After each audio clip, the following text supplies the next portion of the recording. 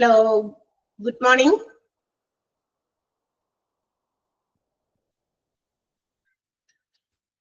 Good morning. Hello. Arulia, good morning, Pariyan. Varsha, Anina, good morning. Good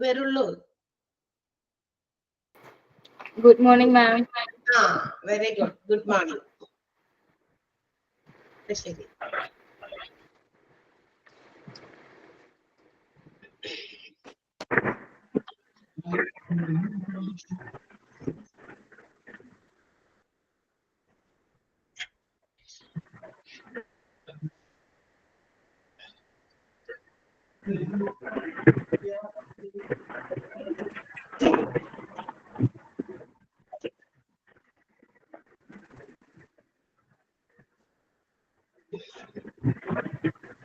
Okay, നമുക്ക് start ചെയ്യാം.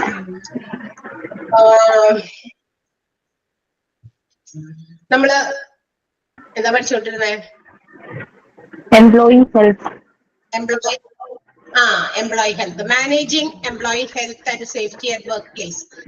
ഓർഗനൈസേഷനില് ജോലിയുമായി ബന്ധപ്പെട്ട് എംപ്ലോയീസിന് അവരുടെ ആരോഗ്യ സംരക്ഷണം എങ്ങനെ നമുക്ക് മാനേജ് ചെയ്യാൻ പറ്റും, അതുമായി ബന്ധപ്പെട്ടിട്ടുള്ള കുറച്ച് കാര്യങ്ങളാണ് നമുക്ക് ഈ ഒരു പോർഷനിൽ അല്ലെങ്കിൽ ഈ ഒരു ടോപ്പിക്കില് പഠിക്കാനുള്ളത്. നമ്മുടെ as the name of the chapter indicates, അതിനകത്ത് ഈ ഒരു ഭാഗം കൂടിയുണ്ട്, എംപ്ലോയി ഹെൽത്ത് ആൻഡ് സേഫ്റ്റി. അതിന്റെ മാനേജ്മെന്റ് എങ്ങനെയാണ്.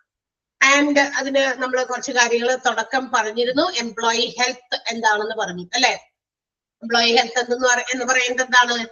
കൺസ്ട്രക്റ്റീവ് ആൻഡ് ആക്റ്റീവ് ഒരു കൺസെപ്റ്റ് ആണ്. അതായത് എംപ്ലോയീസിന് they may feel sickness അല്ലെ, ഓർഗനൈസേഷനിൽ ഉണ്ടാകുന്ന അവർക്ക് വെറുതെ നമ്മുടെ ആരോഗ്യപരമായിട്ടുള്ള ഹെൽത്ത് മാത്രമല്ല അവർ ഉദ്ദേശിക്കുന്നത്. എന്തെങ്കിലും രോഗം വരുന്നു, അസുഖങ്ങൾ ഉണ്ടാകുന്നു, ആ ഒരു കാര്യം മാത്രമല്ല. അതൊരു എന്താ പറയാ, മറ്റു കുറച്ചുകൂടി ഒരു എക്സ്പാൻഡഡ് ആയിട്ടുള്ള, ഒരു എക്സ്റ്റെൻഡഡ് ആയിട്ടുള്ള അല്ലെങ്കിൽ കുറച്ചുകൂടി അഡ്വാൻസ്ഡ് ആയിട്ടുള്ള ഒരു കാര്യം കൂടിയാണ് നമ്മുടെ ഹെൽത്ത് എന്ന് പറയുന്നത്. അതിന് വേണ്ടിയിട്ട് സൗണ്ട് മ്യൂട്ട് ചെയ്യുന്നുണ്ട്.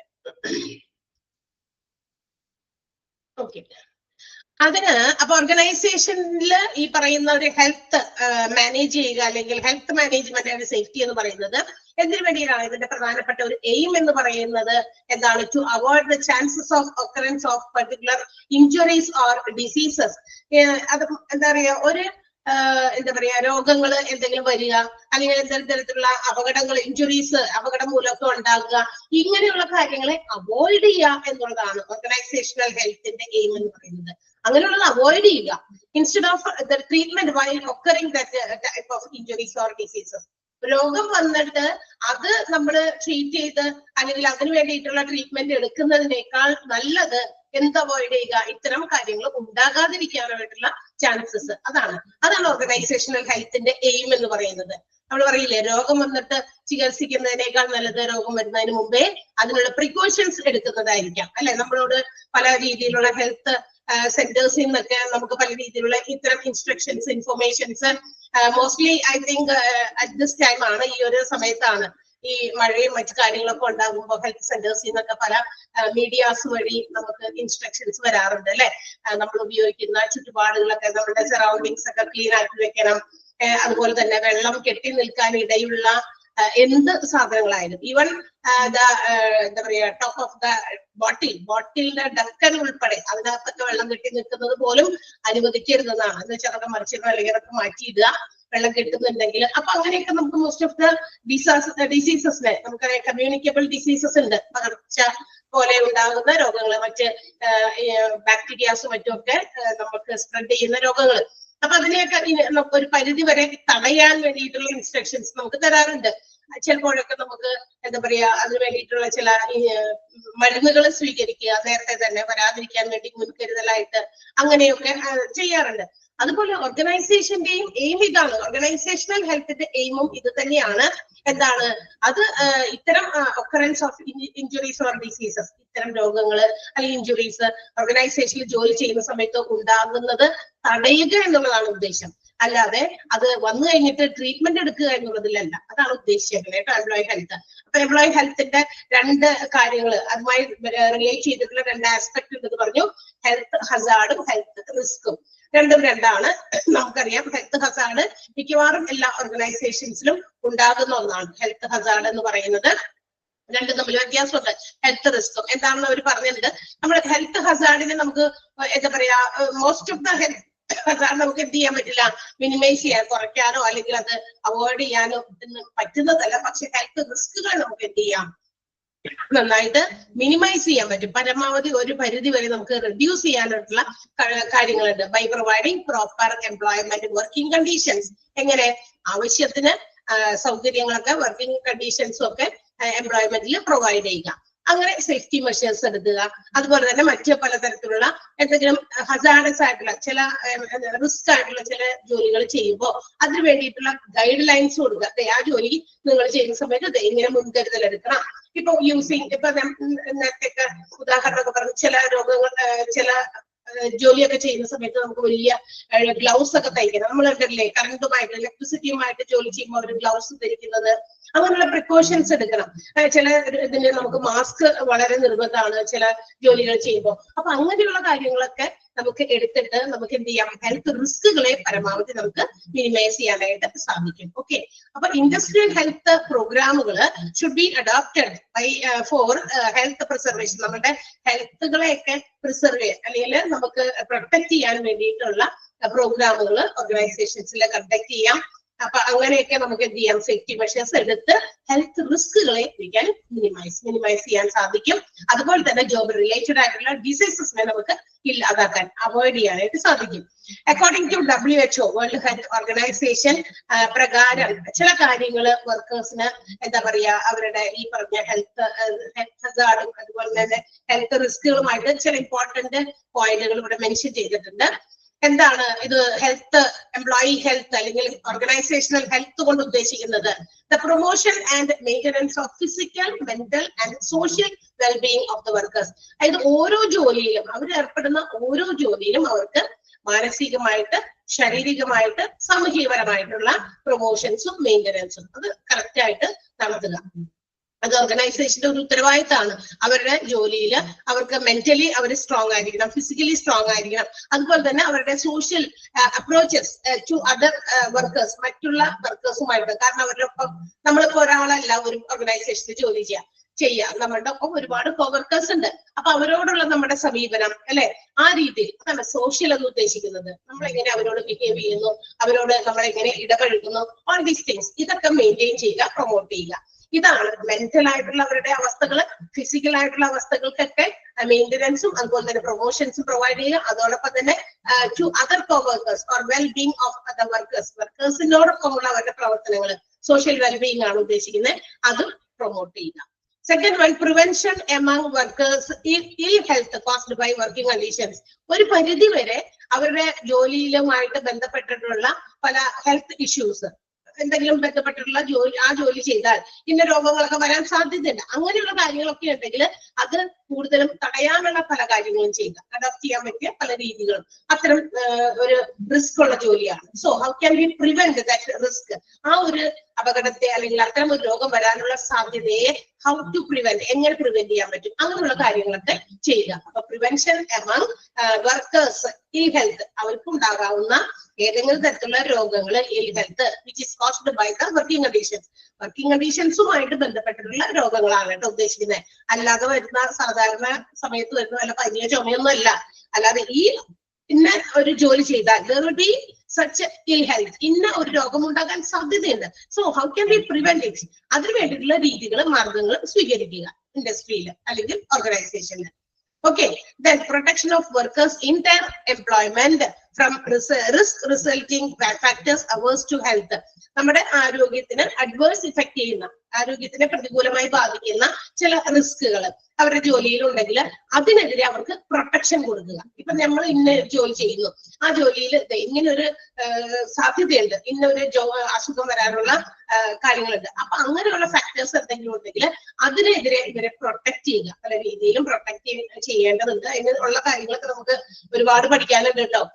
ഓരോ സെക്ഷൻസ് അനുസരിച്ചിട്ട് എന്തൊക്കെ പ്രൊട്ടക്ഷൻസ് ആണ് വർക്കേഴ്സിന് കൊടുക്കുന്നതെന്ന് നമുക്ക് ഇലാബറേറ്റ് ആയിട്ട് ഡീറ്റെയിൽഡ് ആയിട്ട് താഴെ പഠിക്കാനുണ്ട്. സോ ഇപ്പൊ അത് മനസ്സിലാക്കാം. Protection of workers in their employment which results in ill health or which are the factors which adversely affect the health. ഹെൽത്തിനെ പ്രതികൂലമായി ബാധിക്കുന്ന ഘടകങ്ങൾ എന്തെങ്കിലുമൊക്കെ ഉണ്ടെങ്കിൽ, ജോലിയുമായി ബന്ധപ്പെട്ടുള്ള ഘടകങ്ങൾ എന്തെങ്കിലും ഉണ്ടെങ്കിൽ അതിനെതിരെ അവരെ പ്രൊട്ടക്ഷൻ കൊടുക്കുക, അവർക്ക് പ്രൊട്ടക്ട് ചെയ്യുക. Okay, then placing and maintaining worker in an occupational environment adapted to his physical and psychological equipment. എന്റെ മാനസികമായിട്ടുള്ള എന്റെ എന്താ പറയാ ആരോഗ്യപരമായിട്ടുള്ള ഫിസിക്കൽ ആയിട്ടുള്ള കാര്യങ്ങൾക്ക് പറ്റുന്ന രീതിയിലുള്ള ഓക്യുപ്പേഷൻ എന്ന് വെച്ചാൽ ഇപ്പൊ ഒരു ആൾക്ക് മെന്റലി നമ്മൾ അവരെ എന്താ പറയാ ഡിപ്രസ് ചെയ്യുന്ന രീതിയിൽ പറ്റാത്ത ജോലിയൊക്കെ കൊടുത്തിട്ടേ അപ്പൊ മെന്റൽ ഡിപ്രഷൻ വരും. അയ്യോ എനിക്കത് പറ്റില്ല, ആൾക്കത് ചെയ്യാനുള്ള ഒരു രീതിയിലും ആളെ കൊണ്ട് അത് പറ്റില്ല. പക്ഷെ നമ്മൾ അടിച്ചേൽപ്പിക്കുകയാണ് അങ്ങനത്തെ ജോലി. അപ്പൊ ഓർഗനൈസർ അല്ലെങ്കിൽ employer should think of that. അതിനെ കുറിച്ച് ചിന്തിക്കണം. ആ ഒരു ജോലി ചെയ്യാനായിട്ട് ആള് ഫിസിക്കലി ആൻഡ് സൈക്കോളജിക്കലി ഫിറ്റ് ആണോ അല്ലയോ എന്ന് പരിശോധിക്കുക. എന്നിട്ട് അങ്ങനെയുള്ള കാര്യങ്ങൾ ആൾക്ക് കൊടുക്കുക. അങ്ങനെയാണ് നമ്മൾ ഓരോ വർക്കേഴ്സിനെ പ്ലേസ് ചെയ്യേണ്ടതും മെയിൻറ്റെയിൻ ചെയ്യേണ്ടതും. ഓക്കെ, അല്ലാതെ അവരെ കൊണ്ട് പറ്റാത്ത കാര്യങ്ങൾ അടിച്ചേൽപ്പിച്ചിട്ട് ചെയ്യിപ്പിക്കുമ്പോൾ I think they cannot do it happily or enthusiastically. ഒരു ഗുഡ് മൊറൈൽ വെച്ചിട്ട് എംപ്ലോയിക്ക് അത്തരം ജോലികൾ ചെയ്യാൻ പറ്റുമെന്ന് തോന്നുന്നില്ല. ഓക്കെ, നമ്മളുടെ മെന്റൽ ഹെൽത്ത് എന്ന് പറയുന്നത് വളരെ ഇമ്പോർട്ടന്റ് ആയിട്ടുള്ള ഒരു ഫാക്ടറാണ് വൈൽ ഡൂയിങ് എ ജോബ്. ഒരു ജോലി ചെയ്യുമ്പോൾ അല്ലെ വളരെ സന്തോഷത്തോടെ അല്ലെ ഭയങ്കര ഇഷ്ടത്തോടെ അത് ചെയ്യണം. അല്ലാതെ കഷ്ടപ്പെട്ട് ചെയ്യുന്നതിനേക്കാൾ കുറച്ച് നല്ലതാണ്. അപ്പൊ while placing or maintaining the workers for each occupation, they should also consider the factors like the physical and the psychological equipment of the employee.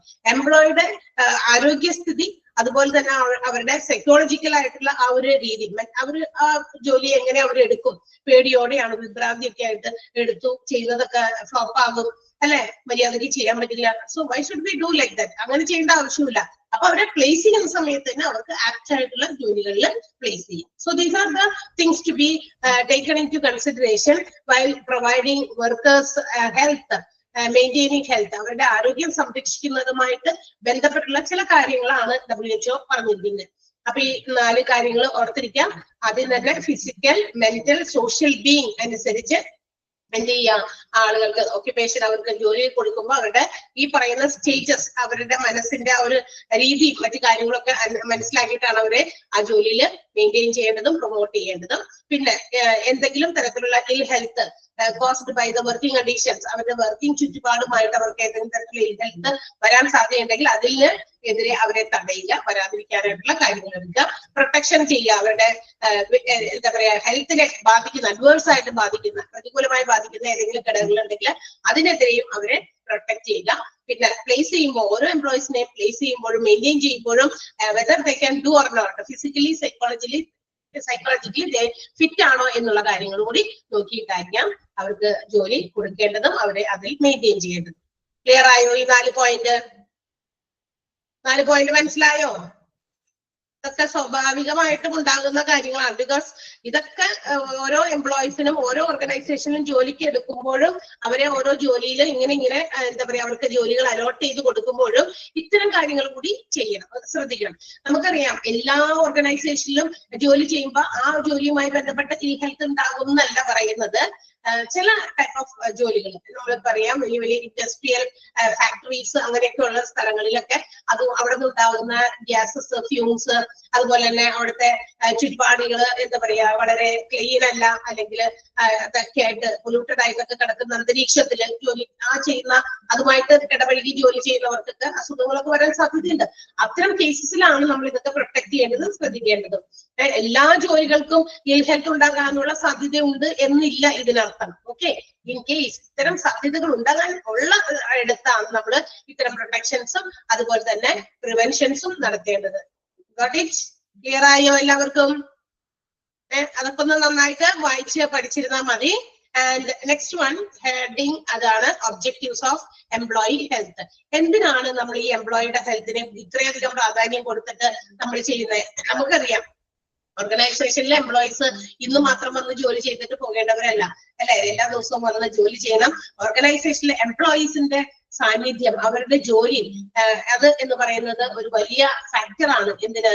ഓർഗനൈസേഷന്റെ ഗോൾസ് അച്ചീവ് ചെയ്യാൻ. ഓർഗനൈസേഷൻ എന്താണോ ലക്ഷ്യം വെച്ചിരിക്കുന്നത്, മാക്സിമം പ്രോഫിറ്റ് ആയിക്കോട്ടെ, എന്താ പറയാ, വലിയ ഗുഡ് വിൽ നേടണം എന്നുള്ള എന്താ പറയാ ഗോൾ ആയിക്കോട്ടെ, വട്ടെവർ ഇറ്റ് മേ ബി, അതിന് എന്ത് വേണം? എംപ്ലോയീസ് അവരുടെ ജോലികൾ കൃത്യമായിട്ട് ചെയ്യണം, അല്ലെ? അപ്പോഴാണ് കൂടുതൽ ഔട്ട്പുട്ട് ഉണ്ടാക്കാനും കൂടുതൽ റിസൾട്ട് ഉണ്ടാക്കാനും കൂടുതൽ ഗുഡ് വില്ല് ആ ഫേമിന് മറ്റ് എന്താ പറയാ ഓർഗനൈസേഷനിൽ നിന്നും വ്യത്യസ്തമായിട്ട് നല്ലൊരു ഫെയിം, ഗുഡ് വിൽ ഉണ്ടാക്കാൻ, നല്ല പ്രോഫിറ്റ് ഉണ്ടാക്കാനൊക്കെ സാധിക്കുള്ളൂ.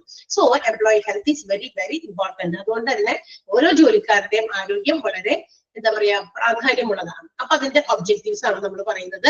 ഒന്നാമത്തേത് to decrease absenteeism and decrease of labour turn over. ഒന്നാമത്തെ എന്താണ്?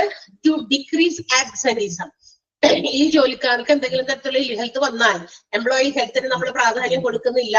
അവർ ചെയ്യുന്ന ജോലി, ഇത് കാശിന് ശമ്പളത്തിന് വേണ്ടി ജോലി ചെയ്യാൻ വരണേ, തീർച്ചയായിട്ടും ശമ്പളം കൊടുക്കുന്നുണ്ട്. നിങ്ങളുടെ ആരോഗ്യത്തിന്റെ സംരക്ഷണമൊന്നും നമ്മളുടെ ഇതിൽപ്പെട്ടതല്ല എന്ന് വിചാരിച്ച് ഓർഗനൈസേഷൻ അത് ശ്രദ്ധിക്കാതിരിക്കുക. എത്ര ഡേഞ്ചറസ് ആയിട്ടുള്ള, എത്ര എന്താ പറയാ ഹെൽത്തിന് ഡേഞ്ചർ ആയിട്ടുള്ള ജോലികളാണെങ്കിലും അത് അവരുടെ ഡ്യൂട്ടിയാണ്, ദേ മസ്റ്റ് ഡു എന്നുള്ള ആ ഒരു ചിന്താഗതി ഇല്ലാതെ നമ്മൾ എന്ത് ചെയ്യുക? അവരെ കൊണ്ട് ജോലി ചെയ്യിപ്പിച്ചുകൊണ്ടിരിക്കുക. മീൻസ് നമ്മൾ അവർക്ക് കൊടുക്കേണ്ടതായ ചില പ്രൊട്ടക്ഷൻസോ അല്ല ചില കാര്യങ്ങൾ പ്രിവെന്റ് ചെയ്യാനുള്ള മെഷേഴ്സോ എടുക്കാതെ ജോലി ചെയ്യിച്ചുകൊണ്ടിരിക്കുന്നു. Then what will happen? തീർച്ചയായിട്ടും എന്താ സംഭവിക്കുക? അത്തരം ജോലി കുറച്ചു ദിവസമൊക്കെ ചെയ്യും, കുറച്ച് കഴിയുമ്പോഴേക്കും എന്തായി? അസുഖബാധിതരായി, എന്തെങ്കിലും രോഗം. ആ രോഗം നമ്മൾ തടയാനുള്ള അല്ലെങ്കിൽ അത് ചെയ്യുമ്പോൾ എടുക്കാനുള്ള പ്രിക്കോഷൻസ് ഒന്നും, അതിനു വേണ്ടിയിട്ടുള്ള ഉപകരണങ്ങളോ മറ്റൊന്നും പ്രൊവൈഡ് ചെയ്തില്ല എങ്കിൽ ജോലി അത് ചെയ്തുകൊണ്ടിരിക്കും. ഒരു പരിധി വരെ മാത്രമേ നമ്മളുടെ എന്ത് കാര്യത്തെയും നമ്മുടെ ശരീരം റെസിസ്റ്റ് ചെയ്യുള്ളൂ. പരിധി വിട്ടു കഴിഞ്ഞാൽ എന്ത് സംഭവിക്കും? അത് പല റിയാക്ഷൻസും ചെയ്യും. നമ്മുടെ ബോഡി എന്ത് ചെയ്യും? റിയാക്ട് ചെയ്യാൻ തുടങ്ങും. ഇൻ ദ ഫോം ഓഫ് രോഗങ്ങൾ, in the form of diseases. രോഗങ്ങളുടെ രീതിയിൽ അത് എന്ത് ചെയ്യാ? പ്രതിഫലിച്ച് ഇങ്ങനെ പുറത്തേക്ക് വരാൻ തുടങ്ങും. കുറച്ചൊക്കെ റെസിസ്റ്റ് ചെയ്യും, ആദ്യമൊക്കെ കുഴപ്പമൊന്നും ഉണ്ടാവില്ല. പക്ഷേ അല്ലെ, അങ്ങനെയാണ്. അത് പതുക്കെ പതുക്കെയായിരിക്കും നമ്മളിൽ അത് ഇഫക്ട് ചെയ്ത് തുടങ്ങുക, റെസിസ്റ്റിംഗ് പവർ ഒക്കെ കുറഞ്ഞു വരുമ്പോ. അപ്പൊ അങ്ങനെ വരുമ്പോ എന്ത് പറ്റും? കൂടുതൽ ആളുകൾ ജോലിക്ക് വരാതെ, ആൾക്കാർക്ക് അസുഖം വന്നു കഴിഞ്ഞാൽ ജോലിക്ക് വരാൻ പറ്റില്ല, ആബ്സെന്റിസം കൂടും. അപ്പൊ ആബ്സെന്റിസം കുറയ്ക്കണമെങ്കിൽ നമ്മൾ എംപ്ലോയിയുടെ ഹെൽത്തിന് കൂടുതൽ ഇമ്പോർട്ടൻസ് പ്രൊവൈഡ് ചെയ്യണം. അപ്പൊ ഓരോ എംപ്ലോയീസിന്റെയും ഹെൽത്ത് എന്ന് പറയുന്നത് അത് മെയിൻറ്റെയിൻ ചെയ്യാനും അല്ലെങ്കിൽ അത് സംരക്ഷിക്കാനും നമ്മൾ തയ്യാറെടുത്തില്ല എങ്കിൽ കൂടുതൽ പേര് ജോലിയിൽ നിന്ന് എന്ത് ചെയ്യും? ലീവ് എടുക്കും, അല്ലെ? അതുപോലെ തന്നെ ടേൺ ഓവറും ഉണ്ടാകും. ലേബർ ടേൺ ഓവർ എന്ന് പറഞ്ഞാൽ എന്താ? കൊഴിഞ്ഞു പോക്ക്. ലേബറേഴ്സ് എന്ത് ചെയ്യും? ആ ജോലി ചെയ്തിട്ട് അവർക്ക് എഗെയിൻസ്റ്റ് ആയിട്ട് അതിനെ പ്രൊട്ടക്ട് ചെയ്യാൻ, പിന്നെ ഒരു അസുഖം വരാൻ സാധ്യതയുള്ള ഒരു രോഗമാണ്, പക്ഷെ അതിന് വേണ്ടിയിട്ടുള്ള പ്രിക്കോഷൻസ് എടുക്കാനോ അതിന് വേണ്ടിയിട്ടുള്ള പ്രിക്കോഷൻസിന്റെ എക്യുപ്മെന്റുകൾ പ്രൊവൈഡ് ചെയ്യാനോ ഓർഗനൈസേഷൻ എന്ത് ചെയ്യുന്നില്ല എങ്കിൽ, പറ്റുന്നില്ല എങ്കിൽ എന്ത് സംഭവിക്കും? ആ രോഗം വരും. അത്തരം കാര്യങ്ങളുടെ രോഗങ്ങൾ ആ എംപ്ലോയിക്ക് വരും. അപ്പൊ കുറെ പേര് പറയും, ഓ അത് നമുക്ക് റിസ്ക് ആണ്, പറ്റില്ല, അത് എന്നെ സംബന്ധിച്ച് എനിക്ക് ആ ജോലി കണ്ടിന്യൂ ചെയ്യാൻ പറ്റില്ല. അപ്പൊ അവരെന്ത് ചെയ്യും? പിരിഞ്ഞു പോകും. മനസ്സിലായോ? അതാണ് ഉദ്ദേശിക്കുന്നത്. ഒന്നാമത്തെ പോയിന്റ് മനസ്സിലായോ? Any doubt? Decrease absenteeism and degree of labour turn over. Labour turn over കുറയ്ക്കാനും അതുപോലെ ആബ്സെന്റിസം കുറയ്ക്കാനും എംപ്ലോയി ഹെൽത്ത് സഹായിക്കുന്നു. To reduce organisational dissatisfaction. Organisational dissatisfaction എന്ന് പറഞ്ഞാൽ എന്താ? നമ്മളിപ്പോ ഒരു ജോലി ചെയ്യുമ്പോൾ സാറ്റിസ്ഫൈഡ് ആയിട്ട് ചെയ്യണം. ഞാൻ എന്റെ ജോലി ഇങ്ങനെ ചെയ്യുന്നുണ്ടെങ്കിൽ എനിക്ക് തന്നെ തൃപ്തി ഉണ്ടാകണം. ഞാൻ ആ ചെയ്യുന്ന ജോലിയിൽ ഞാൻ സംതൃപ്തനാണ്, സന്തോഷത്തോടെ ഞാൻ ചെയ്യുന്നു. ആ സാറ്റിസ്ഫാക്ഷൻ എനിക്ക് വേണം. അതെങ്ങനെയാണ് എനിക്ക് കിട്ടാം? From my working environment, working condition. എന്റെ ജോലിയുടെ ചുറ്റുപാടിൽ നിന്ന് എനിക്ക് കിട്ടുക. എനിക്ക് ഫേവറബിൾ ആയിട്ടുള്ള കാര്യങ്ങളായിരിക്കും ഉണ്ടാകുക, അല്ലെ? അതായത് നമുക്ക് ജോലി ചെയ്യാൻ സന്തോഷത്തോടെ എപ്പോഴും നമുക്ക് ജോലി ചെയ്യാൻ സാധിക്കുക. തീർച്ചയായിട്ടും നമ്മളുടെ കോവർക്കേഴ്സ് നമ്മോടൊപ്പം നിൽക്കുക, അല്ലെ? നമ്മൾ ഡീൽ ചെയ്യുന്ന എല്ലാവരും നമ്മൾ ഒരുമിച്ച് നിന്ന് ജോലി ചെയ്യുക. അതുപോലെ നമുക്ക് വർക്കിംഗ് കണ്ടീഷൻസ്, ഇപ്പൊ ചൂടുള്ള കാലാവസ്ഥയിൽ ഫാനൊന്നുമില്ല, ഇവിടെ ഇരുന്ന് ജോലി ചെയ്താൽ മതി, എത്രേ ഉള്ളൂ. ജോലി ചെയ്യുമ്പോൾ ഫാൻ ഇട്ട് തരാനും നമ്മുടെ എഗ്രിമെന്റിൽ ഇല്ല എന്നൊക്കെ പറഞ്ഞ് അങ്ങനെയൊന്നും നടക്കുന്ന കാര്യമല്ല, അല്ലെ? ഇപ്പൊ നമ്മളുടെ കാലാവസ്ഥയിൽ ഒരു ഫാന്, ഒരു വെളിച്ചം, ഇതൊക്കെ അത്യാവശ്യമാണ്. So if the organization is providing such that, അത്തരം കാര്യങ്ങളൊന്നും ഓർഗനൈസേഷൻ പ്രൊവൈഡ് ചെയ്തില്ലെങ്കിൽ എന്ത് പറ്റും? It will make dissatisfaction among the employees. എംപ്ലോയീസിന് തൃപ്തിക്കുറവ് വരും. അപ്പൊ അത് കുറയ്ക്കാനൊക്കെ ഒരു പരിധി വരെ എംപ്ലോയി ഹെൽത്ത് കൊണ്ട് സാധിക്കും. ഓക്കെ, അപ്പൊ അവരുടെ ഹെൽത്തിന് അവരുടെ കംഫർട്ട് നമ്മൾ ആലോചിച്ചിട്ട് വേണം എല്ലാ കാര്യങ്ങളും ഓർഗനൈസേഷൻ ചെയ്യാനായിട്ട്. To decrease the occurrence of job related diseases, എന്താ പറയാ, ജോലിയുമായി ബന്ധപ്പെട്ടിട്ടുള്ള രോഗങ്ങൾ കുറയ്ക്കാനും എംപ്ലോയി ഹെൽത്ത് നമ്മൾ മെയിൻറ്റെയിൻ ചെയ്യുകയാണെങ്കിൽ, എംപ്ലോയിക്ക് ഹെൽത്ത് വേണം, ആരോഗ്യം വേണം. അവന് ജോലി ചെയ്താലാണ് നമ്മളുടെ ഓർഗനൈസേഷന്റെ ഔട്ട്പുട്ട് വർദ്ധിപ്പിക്കാൻ പറ്റുള്ളൂ. കൂടുതൽ ഔട്ട്പുട്ട് ഉണ്ടായാലേ കൂടുതൽ പ്രോഫിറ്റബിലിറ്റി നമുക്ക് കിട്ടുള്ളൂ. കൂടുതൽ പ്രോഫിറ്റബിലിറ്റി ഉണ്ടായാൽ മറ്റ് ഓർഗനൈസേഷൻസിന്റെ ഇടയിൽ നമ്മുടെ ഓർഗനൈസേഷൻ ഒരു നല്ല പേര്, ഇറ്റ്സ് കോൾഡ് ഗുഡ് വിൽ, എന്നാലേ നമുക്ക് മറ്റുള്ളവരുടെ ഇടയിൽ ഒരു റെപ്യൂട്ടേഷൻ, ഒരു ഗുഡ് വിൽ ഉണ്ടാക്കാൻ പറ്റുള്ളൂ. So all these depends upon the employees. തീർച്ചയായും ഇതെല്ലാം എന്തിൽ അധിഷ്ഠിതമാണ്? എംപ്ലോയീസിൽ അധിഷ്ഠിതമാണ്. അപ്പൊ എംപ്ലോയീസിന് ജോബ് റിലേറ്റഡ് ആയിട്ടുള്ള അസുഖങ്ങൾ വരാതിരിക്കാനായിട്ട് അല്ലെങ്കിൽ കുറയ്ക്കാനായിട്ട് എംപ്ലോയി ഹെൽത്ത് മെയിൻറ്റെയിൻ ചെയ്താൽ സാധിക്കും. To decrease damages and operating cost. ആളുകൾക്ക് എംപ്ലോയീസിന് രോഗങ്ങൾ വന്നു കഴിയുമ്പോൾ അവർ ചെയ്യുന്ന പലതും അവർക്ക് എന്ത് ചെയ്യാൻ പറ്റില്ല, കോൺസെൻട്രേറ്റഡ് ആയിട്ട് ചെയ്യാൻ പറ്റില്ല. So there will be some damages to the materials or the equipments or machines. അവർ ജോലി ചെയ്യുന്ന സാധനങ്ങളുമായിട്ട് ബന്ധപ്പെട്ട് അവരുടെ സാറ്റിസ്ഫാക്ഷൻ ഇല്ല. അവർക്ക് എന്താ പറയാ, രോഗങ്ങളുടേതായ പ്രതിഫലനം ജോലിയിലും വരും. അപ്പൊ എന്ത് ചെയ്യും? മെഷീൻസിനോ മെഷീനറീസിനോ റോ മെറ്റീരിയൽസ് അവർ കൈകാര്യം ചെയ്യുന്ന വസ്തുക്കളിലൊക്കെ പലതരത്തിലുള്ള ഡാമേജസ്, നാശനഷ്ടങ്ങൾ വരാൻ സാധ്യതയുണ്ട്. അതോടൊപ്പം തന്നെ കൊടുക്കുന്ന ജോലി കൃത്യമായിട്ട് ചെയ്തില്ല എങ്കിൽ ഓപ്പറേറ്റിംഗ് കോസ്റ്റ്, ജോലി ആ പ്രവർത്തനങ്ങളുടെ ഒക്കെ ചെലവ്, ഓരോ ദിവസത്തെയും പ്രവർത്തനങ്ങൾ ഉണ്ടല്ലോ, അതിന്റെ ചെലവും കൂടും. കാരണം എന്താ? ആളുകൾ സാറ്റിസ്ഫൈഡ് അല്ല, അവരുടെ ഹെൽത്ത് ഓക്കെ അല്ല. സോ അത് അവരുടെ ജോലിയിൽ റിഫ്ലക്ട് ചെയ്യും. അപ്പൊ 1 മണിക്കൂർ കൊണ്ട് ചെയ്തു തീർക്കേണ്ട ജോലി 3-4 മണിക്കൂർ എടുത്ത് ചെയ്യുമ്പോൾ എന്ത് പറ്റും? ഓപ്പറേഷൻ കോസ്റ്റ് അങ്ങനെ ചെലവ് കൂടുതൽ കൊണ്ടിരിക്കുകയാണ്. ചെയ്യാൻ കൊടുത്തിരിക്കുന്ന ജോലിയും അതിനുവേണ്ടി വരുന്ന ചെലവുകളും കൂടിക്കൊണ്ടിരിക്കുന്നു. പക്ഷെ there is no proportionate output from the employees. പക്ഷെ അതിന് അനുപാതികമായ എന്തില്ല, റിസൾട്ട് എംപ്ലോയീസിന് കിട്ടുന്നില്ല. Because they are health wise not okay. അവർക്ക് ഹെൽത്ത് വൈസ് ഇഷ്യൂസ് ഉണ്ട്, അതുകൊണ്ട് അവർക്ക് പറ്റുന്നില്ല. ക്ലിയർ ആയോ? അപ്പൊ അതൊക്കെ കുറയ്ക്കണമെങ്കിൽ എംപ്ലോയി ഹെൽത്തിന് നമ്മൾ പ്രാധാന്യം കൊടുത്തേ മതിയാകും. ക്ലിയർ ആയോ? മനസ്സിലായില്ലേ point? To reduce industrial conflict. ആരും മിണ്ടുന്നില്ലല്ലോ, അതുകൊണ്ടാണ് ഞാൻ ഇങ്ങനെ നോക്കണേ. Okay, yes. To reduce industrial conflict among the employees may be conflict among the employees and management may be എങ്ങനെയെങ്കിലും ആവാം. തർക്കങ്ങളൊക്കെ പല രീതിയിലുള്ള ഓർഗനൈസേഷണൽ കോൺഫ്ലിക്റ്റുകൾ, തർക്കങ്ങൾ, മറ്റു കാര്യങ്ങളൊക്കെ നമുക്ക് ഒഴിവാക്കാനായിട്ട് സാധിക്കും. എംപ്ലോയി ഹെൽത്ത് ഓക്കെ ആണെങ്കിൽ ഒന്നിനും അവര് പരാതി പറയില്ല. അവരുടെ ഹെൽത്തിനെ നമ്മൾ പ്രൊട്ടക്ട് ചെയ്യുന്നു എന്നൊരു ബോധ്യം അവർക്ക് വന്നു കഴിഞ്ഞാൽ എന്ത് പറ്റും? ഞാൻ ഈ ജോലി ചെയ്യുന്നുണ്ടെങ്കിലും ആ ജോലി ഇത്തിരി ഹാർംഫുൾ ടു മൈ ഹെൽത്ത്, എന്റെ ആരോഗ്യത്തിന് ആരോഗ്യകരം എന്താ പറയാ, എന്റെ ഹെൽത്തിന് ഹാർംഫുൾ ആണ്, ഡേഞ്ചറസ് ആണ്, അപകടമാണ് എന്ന് മനസ്സിലാക്കിയിട്ട് ഞാൻ ജോലി ചെയ്യാൻ തയ്യാറാക്കും. ബിക്കോസ് അവരതിന് എന്നെ പ്രൊട്ടക്ട് ചെയ്യുന്ന പല കാര്യങ്ങൾ ചെയ്യുന്നുണ്ട്. സോ അത് ചെയ്യാനായിട്ട് നമ്മൾ മുതിരും, അല്ലെ? അപ്പൊ അങ്ങനെ വരുമ്പോ എന്താണ്, കുഴപ്പമില്ല. അതേസമയം അത് ചെയ്യാതെ വരുമ്പോ നമ്മൾ ഇത്ര ഡേഞ്ചറസ് ആയിട്ടുള്ള അപകടകരം നിറഞ്ഞ ജോലി ചെയ്യുന്നു, പക്ഷേ അതിന് വേണ്ടിയിട്ടുള്ള പ്രൊട്ടക്ഷൻസ് നമുക്ക് തരുന്നില്ല. സോ എന്ത് പറ്റും? എംപ്ലോയീസ് എന്ത് ചെയ്യും? മാനേജ്മെന്റിനെ ഇവരെയൊക്കെ പല കാര്യങ്ങളൊക്കെ ഉന്നയിക്കും, അല്ലെ? നമ്മൾ ഇത്ര റിസ്കി ആയിട്ടുള്ള ജോലി ചെയ്തിട്ടും they are not protecting our health. നമ്മുടെ എന്താ പറയാ, ജീവന് ഒരു വിലയും അവർ കൽപ്പിക്കുന്നില്ല. അങ്ങനത്തെ ഒക്കെ ചില മനസ്സിലകത്ത് തോന്നലൊക്കെ വരുമല്ലോ. So may be conflicts among the employees and management, അങ്ങനെയൊക്കെ ഉണ്ടാകാൻ സാധ്യതയുണ്ട്. പക്ഷെ ഇതൊക്കെ കുറയ്ക്കാൻ എംപ്ലോയി ഹെൽത്തിന് സാധിക്കും. To maintain discipline in the ഓർഗനൈസേഷനിൽ നല്ല ഡിസിപ്ലിൻ, അച്ചടക്കം, മറ്റു കാര്യങ്ങളൊക്കെ പാലിക്കാനുള്ള ഇടയുണ്ട്. എംപ്ലോയി ഹെൽത്ത് ഓക്കെ ആണെങ്കിൽ, ഹെൽത്തിന് നമ്മൾ ഇമ്പോർട്ടൻസ് കൊടുത്താൽ എംപ്ലോയീസ് എന്ത് ചെയ്യും? ഡിസിപ്ലിൻഡ് ആയിട്ട് എല്ലാ കാര്യങ്ങളും മെയിൻറ്റെയിൻ ചെയ്യും. Okay. To boost up the morale of employees and encourage them. Employees in the morale എന്താ? Satisfaction, enthusiasm, employees in the സന്തോഷം, സംതൃപ്തി വർദ്ധിപ്പിക്കാനും അവരെ എൻകറേജ് ചെയ്യാനും പറ്റും. ഇപ്പൊ ഞാനൊരു അപകടം നിറഞ്ഞ ജോലിയാണ് ഈ ഓർഗനൈസേഷനിൽ ചെയ്യുന്നത്, അപകടമൊന്നുമില്ല. പക്ഷെ ഇമാജിൻ അങ്ങനെയാണ് എങ്കിൽ, and if they are protecting my life, എന്റെ ഹെൽത്തിന്, എന്റെ ജീവന് പ്രൊട്ടക്ഷൻ തരുന്ന രീതിയിൽ എന്തെങ്കിലുമൊക്കെ നമുക്ക് ഉണ്ടെങ്കിൽ തീർച്ചയായിട്ടും നമുക്ക് സന്തോഷത്തോടെ ചെയ്യാലോ ജോലി, അല്ലെ? പേടിച്ച് പറിച്ച് ചെയ്യേണ്ട ആവശ്യമില്ല. ബിക്കോസ് ഐ എം പ്രൊട്ടക്റ്റഡ്, എന്റെ ഹെൽത്തും പ്രൊട്ടക്റ്റഡ് ആണ്, എന്റെ ലൈഫും പ്രൊട്ടക്റ്റഡ് ആണ് എന്നുള്ള രീതിയിലാണെങ്കിൽ എന്ത് പറ്റും? എംപ്ലോയീസ് സന്തോഷത്തോടെ അവരവരുടെ സാറ്റിസ്ഫൈഡ് ആയിട്ട് ജോലി ചെയ്യും. സോ ഇറ്റ്സ് ആൻ എൻകറേജ്മെന്റ്, അതൊരു പ്രോത്സാഹനം കൂടിയാണ് എംപ്ലോയീസിന്. Okay. To enhance workers effectiveness and productivity.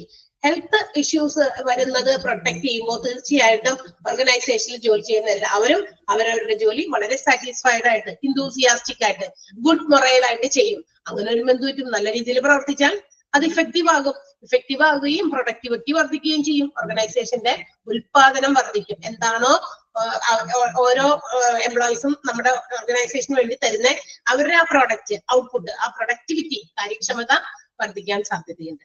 Clear ആയോ?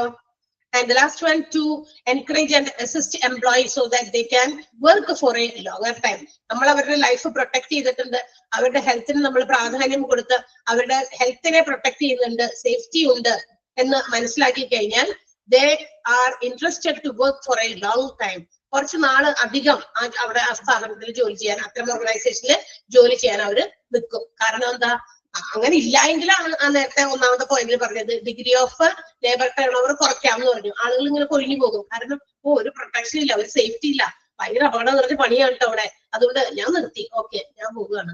അങ്ങനെ കൊഴിഞ്ഞു പോകാൻ സാധ്യതയുണ്ട്. പക്ഷേ നമ്മൾ അവരുടെ ലൈഫിനെ പ്രൊട്ടക്ട് ചെയ്യുന്നുണ്ട്, അവരുടെ ഹെൽത്ത് ഒക്കെ ഓക്കെ ആയി അല്ലെങ്കിൽ മെയിൻറ്റെയിൻ ചെയ്യാൻ, അവരെ പല രോഗങ്ങളിൽ നിന്നും പ്രിവെന്റ് ചെയ്യാനായിട്ട് നമ്മൾ അതിനുള്ള മെഷേഴ്സ് എടുക്കുന്നുണ്ടെന്ന ഒരു ബോധ്യം എംപ്ലോയീസിന് വന്നു കഴിഞ്ഞാൽ എന്ത് ചെയ്യും, അവർ അവിടെ തന്നെ പിടിച്ചേക്കും. അതൊരു എൻകറേജ്മെന്റും ആണ്. And also they can work for longer period of time. കുറച്ചധികം നാളുകളൊക്കെ ജോലിയിൽ അങ്ങനെ നിൽക്കാൻ പറ്റും. ക്ലിയർ ആയോ? ഈ ഒബ്ജക്റ്റീവ്സ് ക്ലിയർ ആയോ? ഒന്ന് വായിച്ചു നോക്കാമോ? 9 ഒബ്ജക്റ്റീവ്സ് ഒന്ന് അണ്ടർലൈൻ ചെയ്തിട്ടേക്കാം. അതിൽ ആ ചെറിയ ചിലപ്പോ ഒബ്ജക്റ്റീവ്സ് ഒക്കെ ചേർത്തിട്ട് ഒബ്ജക്റ്റീവ്സിൽ വരുന്നത് ഏതാണെന്നൊക്കെ ക്വസ്റ്റ്യൻ ചോദിക്കാനായിട്ട് സാധ്യതയുണ്ട്. ഒന്ന് വേഗം വായിച്ചു നോക്കിയേ. 9 point.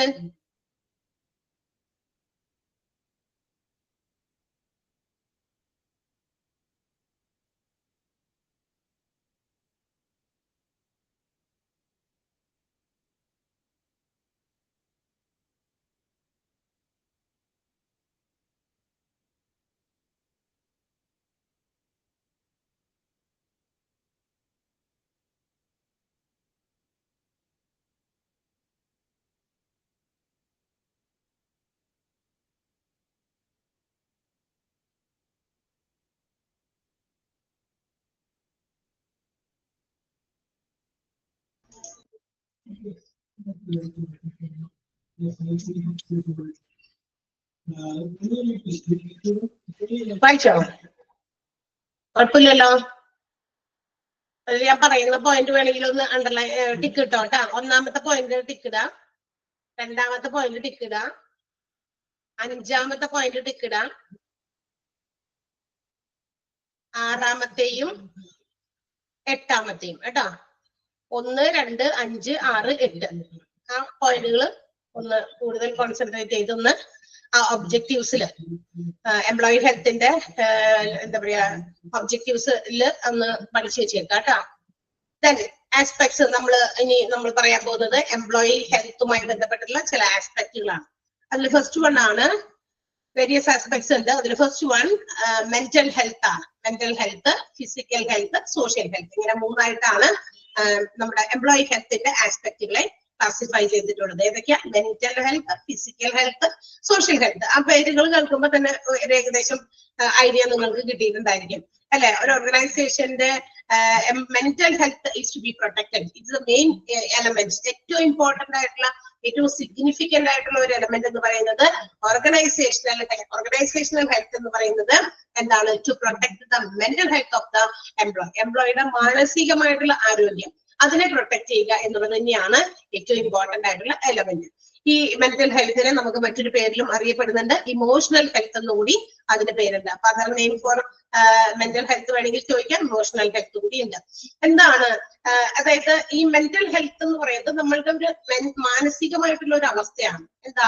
How can be handle our life changes. നമ്മളുടെ ഇപ്പൊ മാനസികമായ സ്ഥിതികളും നമുക്കുണ്ടാകുന്ന പലതരത്തിലുള്ള നമ്മളിലേക്ക് വരുന്ന നമ്മൾ ഏതെങ്കിലും തരത്തിലുള്ള ചലഞ്ചസ് ഒക്കെ ഫേസ് ചെയ്യുമ്പോൾ നമ്മൾ അതിനെ എങ്ങനെ ഹാൻഡിൽ ചെയ്യുന്നു, അതിനുള്ള ഒരു കഴിവ്.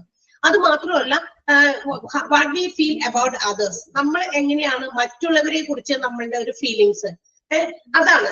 അങ്ങനെയുള്ള കാര്യങ്ങളൊക്കെയാണ് എന്തെന്ന് പറയുന്നത് ഒരു ഇമോഷണൽ ഹെൽത്ത് അല്ലെങ്കിൽ മെന്റൽ ഹെൽത്ത്. നമ്മളിപ്പോ ചില കാര്യങ്ങൾ കാണുമ്പോൾ നമ്മൾ മറ്റുള്ളവരിൽ അതെങ്ങനെ ഫീൽ ചെയ്യുന്നു, അല്ലെങ്കിൽ നമ്മൾക്കുണ്ടാകുന്ന ചലഞ്ചസിനെ നമ്മൾ എങ്ങനെ നേരിടുന്നു, ഇങ്ങനെയുള്ള കാര്യങ്ങൾ പിന്നെ നമ്മളെ കുറിച്ച് തന്നെ നമ്മളുടെ ഒരു മൈൻഡ്, അതൊക്കെയാണ് മെന്റൽ ഹെൽത്ത്. മാനസികപരമായിട്ടുള്ള ഒരു ആരോഗ്യമാണ് എന്തെങ്കിലും കാര്യങ്ങൾ ചെയ്യുമ്പോൾ അത് സ്ട്രോങ് ആയിട്ട് നമുക്ക് ചെയ്യാൻ പറ്റുന്നുണ്ടെങ്കിൽ I think there will B A good mental health. നമുക്കൊരു നല്ല മാനസിക അവസ്ഥയുണ്ട്, അല്ലെങ്കിൽ നല്ല മാനസിക ആരോഗ്യമുണ്ട്, എന്ത് കാര്യത്തെയും നമുക്ക് ഫേസ് ചെയ്യാം. കണ്ടോ, അങ്ങനെ മെന്റൽ ഹെൽത്ത് ഉള്ളവർക്ക് അത് പറ്റുള്ളൂ. ചില ആളുകൾ എന്തെങ്കിലും ചാലഞ്ചസ് നമ്മളുടെ മുമ്പിലേക്ക് വരുമ്പോൾ, എന്തെങ്കിലും പ്രശ്നങ്ങൾ പ്രോബ്ലംസ് ഫേസ് ചെയ്യേണ്ടി വരുമ്പോൾ പെട്ടെന്ന് ഡള്ളാകും, അല്ലെ, പെട്ടെന്ന് പാനിക് ആകും, അല്ലെ, ഫ്രസ്ട്രേറ്റഡ് ആകും, ഡിപ്രസ്ഡ് ആകും. അങ്ങനെയുള്ള ആളുകൾക്ക് ഈ മെന്റൽ ഹെൽത്ത് കുറവായിരിക്കും, മാനസികമായിട്ടുള്ള ഒരു സ്ട്രോങ് ഇല്ല. അതുകൊണ്ടാണ്. അപ്പൊ എത്രത്തോളം നമുക്ക് മറ്റുള്ളവരുമായി ബന്ധപ്പെടുന്ന കാര്യങ്ങൾ നമുക്ക് എങ്ങനെ മനസ്സിലാക്കാൻ പറ്റുന്നു, നമ്മൾ അവരെ എങ്ങനെ ഫീൽ ചെയ്യുന്നു, അതോടൊപ്പം തന്നെ നമ്മളെ കുറിച്ച് നമുക്ക് എങ്ങനെയാണ് ഫീൽ ചെയ്യുന്നത്, മാത്രമല്ല നമ്മള് when we face challenges, നമ്മൾ പുറമെയുള്ള ചില വെല്ലുവിളികൾ നേരിടുമ്പോൾ how we will handle it, അതെങ്ങനെ നമ്മൾ ഹാൻഡിൽ ചെയ്യും, ഇങ്ങനെയുള്ള കാര്യങ്ങൾ. ഇതാണ് എന്ന് ഉദ്ദേശിക്കുന്നത് ഇമോഷണൽ ഹെൽത്ത് അല്ലെങ്കിൽ മെന്റൽ ഹെൽത്ത് എന്ന് ഉദ്ദേശിക്കുന്നത്. സോ ഈ മെന്റൽ ഹെൽത്ത് എന്ന് പറയുമ്പോൾ അതിനകത്ത് നമ്മളുടെ ഹാപ്പിനെസ്, നമ്മുടെ സന്തോഷമുണ്ട്, നമ്മുടെ സെൽഫ് എഫിഷ്യൻസി, എഫിക്കാസി എന്ന് പറഞ്ഞു കഴിഞ്ഞാൽ എഫിഷ്യൻസി തന്നെയാണ്. പെർസീവ്ഡ് എഫിക്കൻസി എന്ന് വെച്ചിട്ടുണ്ടെങ്കിൽ നമ്മുടെ സെൽഫ് സ്വയം കാര്യക്ഷമതയാണ്. അതുപോലെ തന്നെ independence, competitiveness, proficiency and identification of the capacity to understand. അത് നമുക്ക് പലതും കാര്യങ്ങൾ മനസ്സിലാക്കാനും നമ്മുടെ അതിനുള്ള ഇമോഷണൽ കപ്പാസിറ്റി, ഇതൊക്കെയാണ് ഒരുപാട് ഇത്തരം ഫാക്ടേഴ്സ് ആണ്. അതൊക്കെ ഉള്ളിൽ നിന്നാണ് വന്നേക്കണ ഈ സാധനമൊക്കെ, അല്ലാണ്ട് പുറമെ നമുക്ക് ഇങ്ങനെ എടുത്തു വെച്ച് കാണാൻ പറ്റുന്ന ഒന്നല്ല. ഒരു രൂപമോ കാര്യങ്ങളോ ഒക്കെ ഉള്ള ഒരു ഷേപ്പ് ഒക്കെ ഒന്നുമുള്ള കാര്യമല്ല. ഇത് നമ്മുടെ ഉള്ളിലുള്ള ഒരു കാര്യമാണ് മെന്റൽ ഹെൽത്ത്, ഇമോഷണൽ ഹെൽത്ത് എന്ന് പറയുന്നത്. അതൊക്കെ നമുക്ക് നമ്മളുടെ ആ മനസ്സിന്റെ ആരോഗ്യമാണ്. ഈ പറയുന്ന കാര്യമൊക്കെ വേണം. നമ്മുടെ മനസ്സിന്റെ ആരോഗ്യത്തിന് സന്തോഷം വേണം. എന്ത് കാര്യവും നമ്മൾ കാണുമ്പോൾ അത് ഭയങ്കര പെട്ടെന്ന് പേടി തോന്നുന്ന രീതിയിൽ, അല്ലെങ്കിൽ നമുക്ക് ദേഷ്യം തോന്നുന്ന രീതിയിലൊക്കെ അങ്ങനെ പ്രകടിപ്പിക്കുമ്പോൾ അതല്ല, എല്ലാത്തിനെയും ഒരു പ്രത്യേക രീതിയിൽ നമ്മൾ അതിനെ ഫേസ് ചെയ്യണം. സന്തോഷത്തോടെ ആയിരിക്കാം, ചിലപ്പോ സ്വയം കാര്യക്ഷമതയോടെ പ്രവർത്തിക്കാം, ഇൻഡിപെൻഡന്റ് ആയിട്ട് പ്രവർത്തിക്കാം, കോമ്പറ്റീറ്റീവ് ആയിട്ട്, അതായത് അതിലേക്ക് നമ്മൾ അതിജീവിക്കും എന്നുള്ള ആ ഒരു മത്സര ബുദ്ധിയോടെ തന്നെ എടുത്തിട്ട് ചെയ്യാം, അല്ലെ.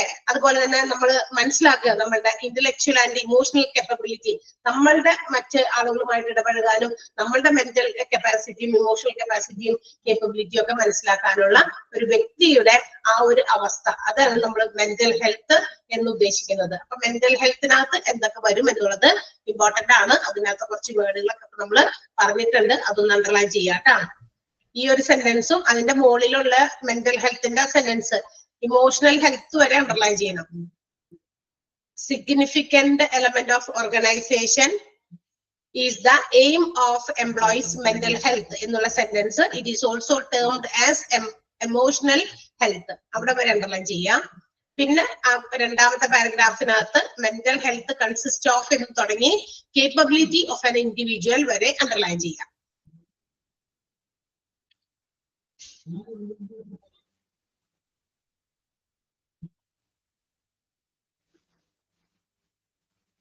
ചെയ്തോ? ചെയ്തോ? Yes, okay.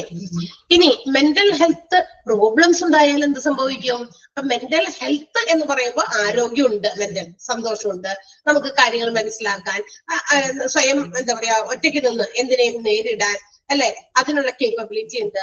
അതുപോലെ തന്നെ നമ്മളുടെ ഏത് ഇമോഷണൽ ആയിട്ടുള്ള കാര്യങ്ങൾ വന്നാലും അതിനെയൊക്കെ നമുക്ക് നല്ല രീതിയിൽ ഹാൻഡിൽ ചെയ്യാനുള്ള കഴിവ്, ഇങ്ങനെയുള്ള എല്ലാ കേപ്പബിലിറ്റീസുമാണ് മെന്റൽ ഹെൽത്ത് ഉണ്ടെങ്കിൽ നമുക്ക് ഉണ്ടെന്ന് പറയാം. അതേസമയം മെന്റൽ ഹെൽത്ത് പ്രോബ്ലംസ് എന്ന് പറഞ്ഞാൽ എന്തായി? മെന്റൽ ഹെൽത്ത് ഇല്ലാത്തൊരവസ്ഥയാണ്, അല്ലെ, മാനസികമായിട്ടുള്ള ആരോഗ്യം ഇല്ലാത്ത കാര്യങ്ങൾ എന്ത് വരും? ഇറ്റ് അഫക്ട്സ് ദ എംപ്ലോയീസിനെയും അത് അഡ്വേഴ്സ്ലി എഫക്ട് ചെയ്യും. കാരണം എന്താ? എംപ്ലോയീസ് ഹെൽത്തി അല്ല എങ്കിൽ എംപ്ലോയറിനെയാണ് അത് ബാധിക്കുക. എങ്ങനെ എംപ്ലോയറിനെ ബാധിക്കുക? കാരണം അതിന്റെ ഓർഗനൈസേഷനിൽ ആൾക്കാരുടെ എണ്ണം കുറയും. അതായത് പല ആളുകളും മെന്റലി ഹെൽത്ത് അല്ല എങ്കിൽ, ഓക്കെ അല്ല എങ്കിൽ ഇറ്റ് വിൽ ലീഡ് ടു ആബ്സെന്റിസം. എന്ത് ചെയ്യും? ആൾക്കാർ ലീവ് എടുക്കും, ഒരുപാട് പേര്. ആൻഡ് ഓൾസോ അതുമായി ബന്ധപ്പെട്ടുള്ള കുറെ ചെലവുകളൊക്കെ വർദ്ധിക്കും, പ്രൊഡക്ഷൻ കുറയും, ചെലവ് വർദ്ധിക്കും. ഇതൊക്കെ പ്രൊഡക്ഷൻ കുറഞ്ഞു കഴിഞ്ഞാൽ പ്രൊഡക്ഷൻ കുറവ്, പക്ഷെ അവര് ജോലിക്ക് വരുമ്പോ അവരുടെ സാലറി കൊടുക്കുന്നുണ്ട്. പക്ഷെ ആ സാലറിയുമായിട്ട് ബന്ധപ്പെട്ടിട്ടുള്ള അല്ലെങ്കിൽ അവർ തരുന്ന ഔട്ട്പുട്ടുമായിട്ട് ബന്ധപ്പെട്ടിട്ടുള്ള കാര്യങ്ങളല്ല, അവർക്ക് അനുവദിച്ചിരിക്കുന്ന സമയവും മറ്റു കാര്യങ്ങളൊക്കെ ഉണ്ട് അതിനകത്ത് പ്രൊപ്പോർഷനേറ്റ് ആയിട്ട്. പക്ഷെ ചെലവ് നമ്മളിങ്ങനെ കൊടുത്തുകൊണ്ടിരിക്കുകയാണ്. അപ്പൊ അങ്ങനെയുള്ള കാര്യങ്ങൾ ഇൻക്രീസ് ചെയ്യാൻ സാധ്യതയുണ്ട്. അപ്പൊ മെന്റൽ ഹെൽത്ത് പ്രോബ്ലം എന്ന് പറയുന്നത് അഫക്ട് ചെയ്യുന്നത് എംപ്ലോയറിനെ കൂടിയാണ്. എംപ്ലോയറിനെ അഫക്ട് ചെയ്യുക എന്ന് പറയുന്നത് it is in the form of absenteeism. അതായത് ആളുകളുടെ എംപ്ലോയീസിന്റെ എന്താ പറയാ എന്താ പറയാ അവധിയെടുക്കല്, അതുപോലെ തന്നെ പ്രൊഡക്ഷനിന് കുറവുണ്ടാകും, അതുപോലെ തന്നെ increase in the associated cost, മറ്റ് ബന്ധപ്പെട്ട ചെലവുകൾ വർദ്ധിക്കാനും സാധ്യതയുണ്ട്. Mental health of employees is also negatively influenced by the job they are performing. അവർ ചെയ്യുന്ന ജോലിയിലും അത് എന്ത് ചെയ്യുന്നുണ്ട്, നെഗറ്റീവായി ബാധിക്കുന്നുണ്ട്. മെന്റൽ ഹെൽത്ത് ഓക്കെ അല്ല, മെന്റൽ പ്രോബ്ലംസ് എന്ന് പറഞ്ഞാൽ മാനസികമായിട്ടുള്ള എന്തെങ്കിലും ബുദ്ധിമുട്ടുകൾ എംപ്ലോയീസിന് ഫേസ് ചെയ്യേണ്ടി വരുന്നുണ്ട്. ചിലപ്പോൾ ഓർഗനൈസേഷനിൽ നിന്നാകാം, അല്ലെങ്കിൽ പുറത്ത് വീട്ടിൽ നിന്ന് പോകുന്നപ്പോൾ ഉണ്ടായതാകാം, എങ്ങനെ ആയിക്കോട്ടെ. It will reflect in their job while they're performing. അവർ ചെയ്യുന്ന ജോലിയിൽ അത് എന്ത് ചെയ്യും, റിഫ്ലക്ട് ചെയ്തുകൊണ്ടിരിക്കും. അപ്പൊ എന്ത് പറ്റും, ആളുകൾക്ക് സ്ട്രെസ് എന്നൊക്കെ പറഞ്ഞ് വരും. അപ്പൊ അത് എംപ്ലോയീസ് ആ വർക്ക് പ്ലേസിൽ അവർക്ക് ഭയങ്കരമായിട്ടുള്ള സ്ട്രെസ്സും ഫ്രസ്ട്രേഷനും ഒക്കെ അനുഭവപ്പെടും. അതിലേക്കൊക്കെ നയിക്കാൻ സാധ്യതയുണ്ട്. അപ്പൊ mental health should be okay. എങ്ങനെയായിരിക്കണം, സാറ്റിസ്ഫാക്ടറി, നല്ലതായിരിക്കണം മെന്റൽ ഹെൽത്ത് എംപ്ലോയീസിന്റെ. അതല്ലെങ്കിൽ അത് അവരുടെ ചെയ്യുന്ന ജോലിയെ കൂടി ബാധിക്കും. അത് നമ്മൾ പറയേണ്ട ആവശ്യമില്ല, നമുക്ക് തന്നെ അറിയാം. ഇപ്പൊ ഞാൻ മെന്റലി ഓക്കെ അല്ലെങ്കിൽ ചിലപ്പോ എന്താ പറയാ, നമ്മൾ എടുക്കുന്ന ക്ലാസ്സുകൾ നമ്മുടെ മനസ്സും ഇത്, നമ്മൾ മെന്റലി ഹെൽത്ത് ഓക്കെ അല്ലെങ്കിൽ നമ്മുടെ മനസ്സും ഇതൊക്കെ വേറെ എവിടേക്കോ എങ്കിലായിരിക്കും അല്ലെ. ചിലപ്പോ നമ്മളുടെ ഫിസിക്കൽ അപ്പിയറൻസ് മാത്രമേ ഇവിടെ ഉണ്ടാവുള്ളൂ, ബാക്കിയൊക്കെ എവിടെയൊക്കെ ആയിരിക്കും. ആ ഒരു കാര്യത്തില് എന്ത് ഒരു അവസ്ഥ കൊണ്ടാണോ എന്റെ മെന്റൽ ഹെൽത്ത് ഓക്കെ അല്ലാതെ പോയത്, ചിലപ്പോ അതിലായിരിക്കാം. അപ്പൊ സംസാരിക്കുമ്പോഴും ഇടയ്ക്കൊക്കെ ചിലപ്പോ നമ്മൾ വിട്ടുപോകും, എവിടെയെങ്കിലൊക്കെ കാട് കയറി പോകും അല്ലെ. സാധ്യതയില്ലേ അങ്ങനെ വരാനായിട്ട്? നമ്മളാണെങ്കിലും എന്തെങ്കിലും ഒരു ജോലി ചെയ്തുകൊണ്ടിരിക്കുകയാണ് വീടിനകത്താണെങ്കിലും, ഇപ്പൊ നമ്മൾ ഏതെങ്കിലും കാര്യം ഇഷ്യൂവുമായിട്ട് ബന്ധപ്പെട്ട് നമ്മുടെ മെന്റൽ ഹെൽത്ത് ഓക്കെ അല്ലെങ്കിൽ it will reflect in our job. ചിലപ്പോൾ ഉപ്പുറത്തോട്ട് വേറെ എന്തെങ്കിലും സാധനം കൊണ്ടിടും അല്ലെ. സാധ്യതകളുണ്ട്, ഇതൊക്കെ ചാൻസസ് ആണ്, പ്രോബബിലിറ്റീസ് ആണ്. കാരണം mental health should be okay why we are performing any job. നമ്മൾ ഏത് ജോലി ചെയ്യുമ്പോഴും നമ്മുടെ മെന്റൽ ഹെൽത്ത് ഓക്കെ ആയിരിക്കണം അല്ലെ, ഈസി ആയിരിക്കണം. എന്നാൽ മാത്രമേ നമുക്കത് ഈസി ആയിട്ട് ചെയ്യാൻ പറ്റുള്ളൂ. അല്ലെങ്കിൽ പലതരത്തിലുള്ള ഫോൾട്ടുകൾ അല്ലെങ്കിൽ ഫ്ലോപ്പ് ഒക്കെ വരും നമ്മൾ ചെയ്യുന്ന ജോലിയിൽ. ചിലപ്പോ പറയുന്നതായിരിക്കില്ല, എന്തൊക്കെ പറയണം എന്ന് ഉദ്ദേശിക്കുന്നുണ്ട്, പക്ഷെ അതൊന്നും ആയിരിക്കില്ല ചിലപ്പോ വായിച്ചു വരിക. അങ്ങനെയൊക്കെ സംഭവിക്കാം. അതൊക്കെ കാര്യമാണ്. അതൊക്കെ നമുക്ക് ഒബ്വിയസ്ലി എല്ലാവർക്കും അറിയാവുന്ന കാര്യം, നാച്ചുറൽ ഒരു കാര്യമാണ്, പ്രകൃതിദത്തമായ ഒരു കാര്യമാണ്. നമ്മുടെ മെന്റൽ ഹെൽത്ത് ഓക്കെ അല്ലെങ്കിൽ നമ്മൾ ചെയ്യുന്ന ചില പ്രവർത്തികളിൽ അതൊക്കെ റിഫ്ലക്ട് ചെയ്യും എന്നുള്ളത്. അതിപ്പോ ഇവിടെ പറഞ്ഞില്ലെങ്കിലും നമുക്കെല്ലാം അറിയാം. സോ പറയാണ് okay. Then various job related factors ആയിട്ടുള്ള, അപ്പൊ നമുക്ക് എംപ്ലോയീസിന്റെ സൈക്കോളജിക്കൽ ആയിട്ടുള്ള ഒരു എന്താ പറയാ strength, psychological wellbeing of employees R എന്ന് പറയുന്നത് എന്തൊക്കെയാണ്? അവർക്ക് ടൈം കൺസ്ട്രെയിന്റ്, അതായത് അവരുടെ ചെയ്യുന്ന ജോലി ഏത് സമയത്ത് ചെയ്യണം, ഇപ്പൊ ആ ഒരു കൃത്യസമയത്തിന് ചെയ്യുക എന്നുള്ളതൊക്കെ ഉണ്ട് അല്ലെ. അതുപോലെ തന്നെ ചാവോട്ടിക് വർക്ക് എന്ന് പറഞ്ഞാൽ എന്താ? അവരുടെ ജോലിയുമായിട്ട് ബന്ധപ്പെട്ടിട്ടുള്ള ചില കാര്യങ്ങളാണ്. ജോലിയില് എന്താ പറയാ, ഇത് മലയാള വാക്ക് എന്ന് പറയുന്നത്, ചെയ്യുന്ന ജോലി ഭയങ്കര ഡിസ്റ്റർബ്ഡ് ആകുക, എന്താ പറയാ, തകിടം മറിഞ്ഞൊക്കെ കിടക്കുക, താറുമാറായ ജോലി, അതാണ് ഉദ്ദേശിച്ചേക്കണേ കേട്ടാ. ചാവോട്ടിക് വർക്ക് അതൊക്കെ ഇതിലേക്ക് നയിക്കും. ചെയ്യുന്ന, ഞാൻ നേരത്തെ പറഞ്ഞ സാധനം, ഇപ്പൊ സൈക്കോളജിക്കലി ഫിറ്റ് അല്ലാത്ത എംപ്ലോയീസ് അവരവരുടെ ജോലി ചെയ്യുമ്പോൾ അത് അവരുടെ സമയത്തെ ബാധിക്കും. ചെയ്യുന്ന സമയം കൃത്യസമയത്തിന് ചെയ്യില്ല, മാത്രമല്ല ചെയ്യുന്ന ജോലി ആകെ കൊളായിട്ടിരിക്കും. താറുമാറാകാന്ന് കേട്ടിട്ടുണ്ടല്ലോ, അതിന് ചെയ്യുന്നതൊക്കെ കൃത്യമായിട്ട് ചെയ്യില്ല. പിന്നെ excess responsibilities, boring work, shift based job, പിന്നെ വർക്കിംഗ് അണ്ടർ പ്രഷർ, ഭയങ്കര വർക്ക് ലോഡ്, വർക്ക് പ്രഷർ, ഇതൊക്കെ എന്താണ് ഇത്തരം സാഹചര്യങ്ങളിലേക്ക് മെന്റൽ ഹെൽത്ത് ഇഷ്യൂസിന്റെ ചില ഫാക്ടേഴ്സ് അല്ലെങ്കിൽ അതിനെ എഫക്ട് ചെയ്യുന്ന ജോബ് റിലേറ്റഡ് ആയിട്ടുള്ള ചില ഫാക്ടേഴ്സ് ആണ് ഇതൊക്കെ. അപ്പൊ ചെയ്യുന്ന ജോലി തന്നെ കൃത്യമായിട്ട് ചെയ്യില്ല, പിന്നെ എന്താ പറയാ, ആവശ്യമില്ലാത്ത കുറെ റെസ്പോൺസിബിലിറ്റീസ് ഒക്കെ ഏറ്റെടുക്കുന്നത് കൊണ്ടുള്ള സ്ട്രെസ് ഉണ്ടാവും, അതൊക്കെ ഇതിനെ ബാധിക്കും. കുറെ ഉത്തരവാദിത്തങ്ങൾ ഒരാളെ തന്നെ ഏൽപ്പിച്ചു കഴിഞ്ഞാൽ ആൾക്ക് എല്ലാം തന്നെ കൃത്യമായിട്ട് ചിലപ്പോൾ ചെയ്യാൻ പറ്റില്ല. അതും ചിലപ്പോൾ ഇവരുടെ ജോലിയെ ബാധിക്കും, റിഫ്ലക്ട് ചെയ്യും, അവരുടെ മെന്റൽ ഹെൽത്തിനെ ബാധിക്കും. പിന്നെ ബോറിംഗ് വർക്ക് കൊടുക്കാം, ഇത് ഭയങ്കര ബോറടിക്കുന്ന ജോലി. പിന്നെ വർക്കിംഗ് അണ്ടർ പ്രഷർ, ഭയങ്കര പ്രഷർ കൊണ്ട് ജോലി ചെയ്യുക, വർക്ക് ലോഡ് കൂടുക, ഇതൊക്കെ മെന്റൽ ഹെൽത്തിനെ അഫക്ട് ചെയ്യുന്ന ഫാക്ടേഴ്സ് ആണ്. ക്ലിയർ ആയോ? അപ്പൊ ഇങ്ങനെയുള്ള കൂടുതൽ ഫാക്ടേഴ്സ് വന്നു കഴിഞ്ഞാൽ ഇറ്റ് വിൽ ലീഡ് ടു, അതെന്തിലേക്ക് നയിക്കും? വീണ്ടും burn out, hopelessness, sleeplessness, exertion, boredom എന്നൊക്കെ പറഞ്ഞാൽ എന്താ? ബോറടിക്കുക, അല്ലെങ്കിൽ കൊഴിഞ്ഞു പോക്ക്. ഹോപ്പ്ലെസ്നെസ് എന്ന് പറഞ്ഞാൽ പ്രതീക്ഷയറ്റ് പോവുക. ബേൺ ഔട്ട് എന്ന് പറഞ്ഞു കഴിഞ്ഞാൽ ഒരു എന്താ പറയാ, ഒരു നമ്മുടെ വർക്കേഴ്സുമായിട്ട് ബന്ധപ്പെട്ടതാണ്. ഒരു ഡിസാറ്റിസ്ഫാക്ഷൻ ആണ്, പൊതുവായിട്ടുള്ള ജനറൽ ആയിട്ടുള്ള ഒരു dissatisfaction by doing their work. അവർ ചെയ്യുന്ന ജോലിയിൽ ഒരു തൃപ്തിയില്ലാത്തൊരവസ്ഥ, അതാണ് ഉദ്ദേശിക്കുന്നത് ബേൺ ഔട്ട്സ് എന്ന് പറയുന്നത്. WHO അങ്ങനെയാണ് അതിനെ ഡിഫൈൻ ചെയ്തിരിക്കുന്നത്. എന്താന്ന് വെച്ചിട്ടുണ്ടെങ്കിൽ it is a type of stress related വർക്കുമായിട്ട് ബന്ധപ്പെട്ടിട്ടുള്ള ഒരു സ്ട്രെസ്. അതാണ് എന്ന് വിളിക്കുക, ബേൺ ഔട്ട് എന്ന് വിളിക്കുക. Workers feel general dissatisfaction with their job. അവർ ചെയ്യുന്ന ജോലിയുമായിട്ട് ബന്ധപ്പെട്ട് ആളുകൾക്ക് എന്തുണ്ടാവാതിരിക്കുക, സാറ്റിസ്ഫാക്ഷൻ ഇല്ലാത്തൊരവസ്ഥ. അതാണ് WHO world health organization burn ഔട്ട്സിനെ കുറിച്ച് പറഞ്ഞിരിക്കുന്നത്. അപ്പൊ ഇങ്ങനെയുള്ള കാര്യങ്ങളിലേക്ക് നയിക്കും.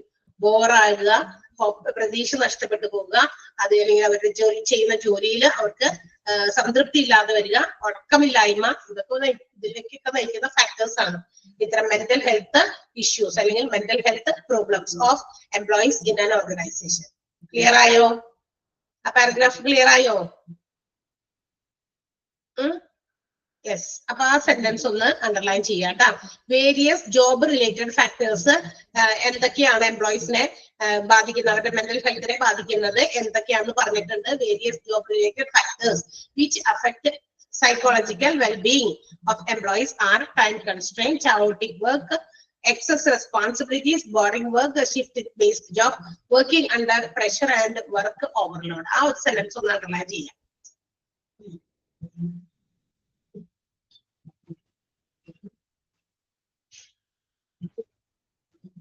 ഓക്കെ.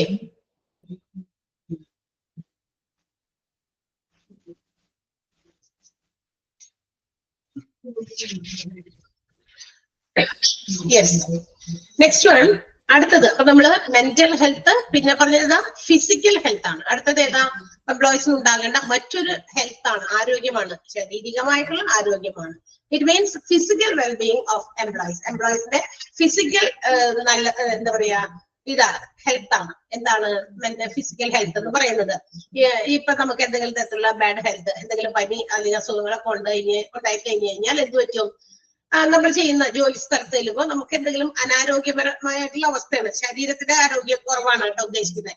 മറ്റേത് മനസ്സിന്റെ ആരോഗ്യക്കുറവായിരുന്നു, മെന്റൽ ഹെൽത്ത്. ഇത് ശരീരത്തിന്റെ ആരോഗ്യം ഒക്കെയല്ല. പനി, തലവേദന അല്ലെങ്കിൽ വേറെ ഏതെങ്കിലും തരത്തിലുള്ള രോഗങ്ങൾ നമുക്കുണ്ട്. എല്ലാ ദിവസവും രോഗമാണെന്ന് പറഞ്ഞിട്ട് നമുക്ക് ജോലിക്ക് പോകുന്ന ആളുകൾക്ക് ജോലിക്ക് ലീവ് എടുക്കാൻ പറ്റില്ലല്ലോ. അപ്പൊ ചില ദിവസമൊക്കെ ചിലപ്പം കുറച്ചൊക്കെ ഉള്ളെങ്കിലും നമ്മൾ എന്ത് ചെയ്യും, അതുമായിട്ട് ആണെങ്കിലും വെച്ചിട്ട് വരും. ഭയങ്കര ഒട്ട് വയ്യാണ്ട് പറ്റാണെങ്കിലാണെങ്കിൽ നമ്മൾ ചിലപ്പോൾ ഒരു ദിവസമോ 2 ദിവസമൊക്കെ ലീവ് എടുക്കാൻ പറ്റുള്ളൂ. അതല്ലാന്നുണ്ടെങ്കിൽ എനി വലിഞ്ഞ് എന്തായാലും ജോലിക്ക് പോകും നമ്മൾ. പക്ഷേ വെൻ റീച്ച് ദർ, അവിടെ ചെന്നാൽ നമ്മൾ ചെയ്യുന്ന ജോലിയിൽ നമുക്ക് അത്രയും സന്തോഷത്തോടെ സാറ്റിസ്ഫാക്ഷനോട് ചെയ്യാൻ പറ്റില്ല. ബിക്കോസ് ഓഫ് അവർ ഇൽ ഹെൽത്ത്. നമ്മുടെ ഇൽ ഹെൽത്ത് കൊണ്ട് നമുക്ക് എന്ത് ചെയ്യാൻ പറ്റില്ല. അപ്പൊ നമുക്ക് ജോലി സ്ഥലത്താണെങ്കിലും ചിലപ്പോൾ നമ്മൾ ഫ്രസ്ട്രേറ്റഡ് ആകും. ചിലപ്പോൾ നമ്മൾ ചെറിയ കാര്യങ്ങളിൽ പെട്ടെന്ന് നമ്മൾ പ്രതികരിക്കും. ഇപ്പൊ നല്ല തലവേദനയോ നല്ല തുമ്മലൊക്കെ ആയിട്ട് ഇരിക്കുകയാണ്, പക്ഷെ ജോലിക്ക് ഇരിക്കാൻ പറ്റില്ല എന്നുള്ള ഒരു അവസ്ഥയിൽ ജോലിക്ക് വരുന്നു. ചിലപ്പോൾ ആരെങ്കിലൊക്കെ എന്തെങ്കിലുമൊക്കെ പറയുമ്പോൾ നമുക്ക് പെട്ടെന്ന് ദേഷ്യമൊക്കെ വരും, അല്ലേ? വരില്ലേ? അപ്പൊ ടൈനി മാറ്റേഴ്സിൽ, ചെറിയ മാറ്റേഴ്സിൽ പോലും നമ്മൾ പ്രതികരിക്കും. അതാണ് എംപ്ലോയി ഫിസിക്കലി ഹെൽത്ത് ഓക്കെ അല്ലെങ്കിൽ ഉണ്ടാകാവുന്ന ആഫ്റ്റർ എഫക്ട് എന്ന് പറയുന്നത്. So physical energy, physical health എന്ന് പറയുന്നത് it also negatively effects the abilities. അദ്ദേഹത്തിന്റെ ചെയ്യുന്ന ജോലി ചെയ്യുന്ന ആളുടെ കഴിവുകളെയൊക്കെ അത് നെഗറ്റീവായിട്ട് എഫക്ട് ചെയ്യും. ക്ലാസ് എടുക്കാൻ വന്നിരുന്നാലും നമുക്കിപ്പോ തുമ്മലാണ്, തലവേദനയാണ്, എങ്ങനെയെങ്കിലും ഒന്ന് ആ 1 മണിക്കൂർ തീർത്തിട്ട് പോയാൽ മതി, ആ ഒരു മൈൻഡ് ആയിരിക്കും, അല്ലെ? കഴിഞ്ഞാൽ മതി എന്ന്. കാരണം ബിക്കോസ് ഓഫ് ദർ ഈ ഹെൽത്ത്. അത് ഹെൽത്ത് ഓക്കെ അല്ലാത്തത് കൊണ്ടാണ്, അല്ലാതെ വേറെ കാര്യങ്ങളായിട്ട് ഉള്ളത് കൊണ്ടല്ല. പക്ഷെ ഹെൽത്തി ആണ് എങ്കിൽ എല്ലാ രീതിയിലും മെന്റൽ ഹെൽത്തും ഫിസിക്കൽ ഹെൽത്തും ഓക്കെ ആണെങ്കിൽ അവർ അത് റിഫ്ലക്ട് ചെയ്യും. ആ രീതിയിൽ നല്ല രീതിയിൽ ആക്റ്റീവായിട്ട് എനർജറ്റിക് ആയിട്ട് സന്തോഷത്തോടെ തന്നെ ജോലി ചെയ്യും. അതേസമയം ഫിസിക്കൽ ഹെൽത്തും മെന്റൽ ഹെൽത്തും ഇതിൽ ഏതെങ്കിലുമൊക്കെ ഒരെണ്ണം ഡൗൺ ആയി പോയി കഴിഞ്ഞാൽ ഇറ്റ് വിൽ റിഫ്ലക്ട്. തീർച്ചയായിട്ടും അതൊക്കെ അഡ്വേഴ്സ് ആയിട്ടായിരിക്കും ജോലിയിൽ ആളുടെ കഴിവില് എന്താ പറയാ പ്രകടമാകുക. സോ അങ്ങനെ വരുമ്പോ physical health leads to confidence ലെവലിനെയും ബാധിക്കും. അത് നമ്മൾ ചെയ്യുന്ന ജോലി, രോഗം വന്നിരുന്നിട്ട് നമ്മളിപ്പോ എന്തെങ്കിലും ജോലി ചെയ്യണം, അപ്പൊ നമ്മൾ ചെയ്യുന്നത് ശരിയായോ ഇല്ലേ, ആ കോൺഫിഡൻസിനെ പോലും അത് ബാധിക്കാനായിട്ട് സാധ്യതയുണ്ട്. സോ അത് അന്നേരം അത് ഇതിലേക്ക് വീണ്ടും പോകും, ഇമോഷണൽ ആയിട്ടുള്ള നമ്മുടെ മെന്റൽ ഹെൽത്തിലേക്ക് വീണ്ടും പോകും. മനസ്സിലായി? അപ്പൊ ഫിസിക്കൽ ഹെൽത്തിനോടൊപ്പം ഫിസിക്കൽ ഹെൽത്ത് ആണ് ഒരു പരിധി വരെ നമ്മൾക്ക് മെന്റൽ സ്ട്രെങ്ത് കൂടി തരുന്നത്. ഇത് രണ്ടും വേണം, രണ്ടും ഒറ്റയ്ക്കല്ല, രണ്ടും വേണം ഒരുമിച്ച്. എന്നാലും നമുക്ക് എന്ത് കാര്യവും നമ്മൾ ചെയ്യാൻ ഉദ്ദേശിക്കുന്ന രീതിയിൽ നമുക്ക് ചെയ്യാൻ പറ്റുള്ളൂ. Okay, all this results in emotional disturbances എന്ന് വെച്ചാൽ എന്താ? ഈ പറയുന്ന ഫിസിക്കൽ ഹെൽത്തും എന്തിനെ ബാധിക്കുന്നുണ്ട്? നമ്മുടെ ഇമോഷണൽ ഹെൽത്തിനെ എന്ത് ചെയ്യുന്നുണ്ട്? ഇൻഡയറക്ട്ലി ബാധിക്കുന്നുണ്ട്. അപ്പൊ അതുകൂടി ആലോചിക്കണം. അപ്പൊ 2 ഹെൽത്ത് ആണ്, മെന്റൽ ഹെൽത്തും ഫിസിക്കൽ ഹെൽത്ത്. മനസ്സിലായില്ലേ? ഫിസിക്കൽ ഹെൽത്ത് നമുക്ക് അസുഖങ്ങൾ വരുന്ന കാര്യമാണ് ഇവിടെ ഫിസിക്കൽ ഹെൽത്ത് കൊണ്ട് ഉദ്ദേശിക്കുന്നത്. മറ്റേത് മെന്റൽ ഹെൽത്ത് എന്ന് പറയുന്നത് നമ്മുടെ ഡിസാറ്റിസ്ഫാക്ഷൻ ആണ്, നമുക്ക് ഉണ്ടാകുന്ന മാനസികമായിട്ടുണ്ടാകുന്ന ചില ബുദ്ധിമുട്ടുകളാണ്. അത് ചിലപ്പോൾ ആംഗ്രി ആകാം, വേദനകളാകാം, അല്ലെ, പലതരത്തിലുള്ള കാര്യങ്ങളെ കുറിച്ചുള്ള ചിന്തകളാകാം, അങ്ങനെയൊക്കെ. അപ്പൊ ആ സെന്റൻസ് ഒന്ന് അണ്ടർലൈൻ ചെയ്യാട്ടെ. First one, physical health means physical wellbeing of employees. Physical health means, it means എന്നല്ല അണ്ടർലൈൻ ചെയ്യേണ്ടത്. Physical health means physical wellbeing of employees.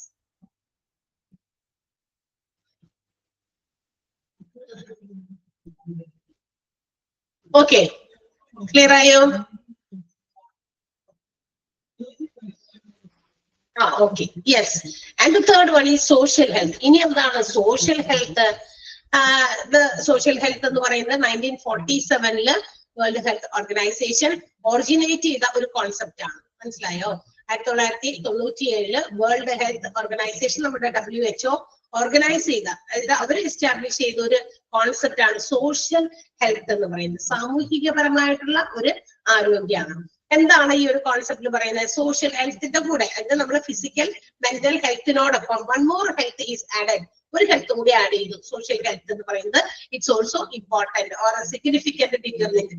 നമ്മുടെ ഓർഗനൈസേഷനിൽ എംപ്ലോയീസ് ജോലി ചെയ്യുമ്പോൾ നമ്മൾ എന്താ പറയാ, കുറച്ച് ചില കാര്യങ്ങൾ ഈ പറയുന്ന പോലെ ഫിസിക്കൽ ഹെൽത്ത്, മെന്റൽ ഹെൽത്ത്, അതിനോടൊപ്പം ചേർത്ത് വെക്കേണ്ട ഒരു കാര്യം കൂടിയാണ് എന്ന് സോഷ്യൽ ഹെൽത്ത് എന്നാണ് WHO പറയുന്നത്. എന്താണ് അക്കോർഡിംഗ് ടു, അപ്പൊ ഒരു ഡെഫിനിഷൻ കൊടുത്തിട്ടുണ്ട്. According to WHO, if an individuals social health is good, ഒരാളുടെ സാമൂഹ്യപരമായിട്ടുള്ള ആരോഗ്യം നല്ലതാണ് എങ്കിൽ then his overall health will also be good. അങ്ങനെയാണെങ്കിൽ എന്താകും? ആളുടെ മൊത്തത്തിലുള്ള ആരോഗ്യവും നന്നായിരിക്കും. എന്താണെന്ന് വെച്ചാൽ സോഷ്യൽ ഹെൽത്ത് ഓക്കെ ആണെങ്കിൽ ഫിസിക്കൽ ഹെൽത്തും മെന്റൽ ഹെൽത്തും ഓക്കെയാണ് എന്നാണ് WHO പറയുന്നത്. ഫിസിക്കൽ ഹെൽത്ത്, മെന്റൽ ഹെൽത്ത് എന്ന് പറയുന്നത് ഒരു ആളുടെ എന്താ പറയാ ബോഡി, അതുപോലെ തന്നെ മൈൻഡ്, ഇത് വർക്ക് ചെയ്യുന്നതുമായി ബന്ധപ്പെട്ടതാണ്, അല്ലെ? നമ്മുടെ ശരീരത്തിന്റെ ആരോഗ്യം, അതാണ് ഫിസിക്കൽ ഹെൽത്ത്. മനസ്സിന്റെ ആരോഗ്യം, അതാണ് മെന്റൽ ഹെൽത്ത്. ഇത് ഒരാളിലാണ്, ഒരു വ്യക്തിയിലാണ്. അതേസമയം സോഷ്യൽ ഹെൽത്ത് എന്ന് പറയുന്നത് എന്താണ്? How a person communicate with others. നമുക്കറിയാം, ഒരു ഓർഗനൈസേഷനിൽ നമ്മൾ ജോലിക്ക് ചെല്ലുമ്പോൾ we have to deal with many other colleagues, അല്ലെ? മറ്റു ജോലിക്കാരുമായിട്ട്, നമ്മുടെ കോവർക്കേഴ്സുമായിട്ട് നമുക്ക് ഡീൽ ചെയ്യണം, കമ്മ്യൂണിക്കേറ്റ് ചെയ്യണം. അതിന്റെ ആ ഒരു വെൽഫെയർ കമ്മ്യൂണിക്കേഷൻസ് ഉണ്ട്, മറ്റുള്ളവരുമായിട്ട്, മാനേജ്മെന്റുമായിട്ടൊക്കെ കമ്മ്യൂണിക്കേറ്റ് ചെയ്യുന്നുണ്ട്.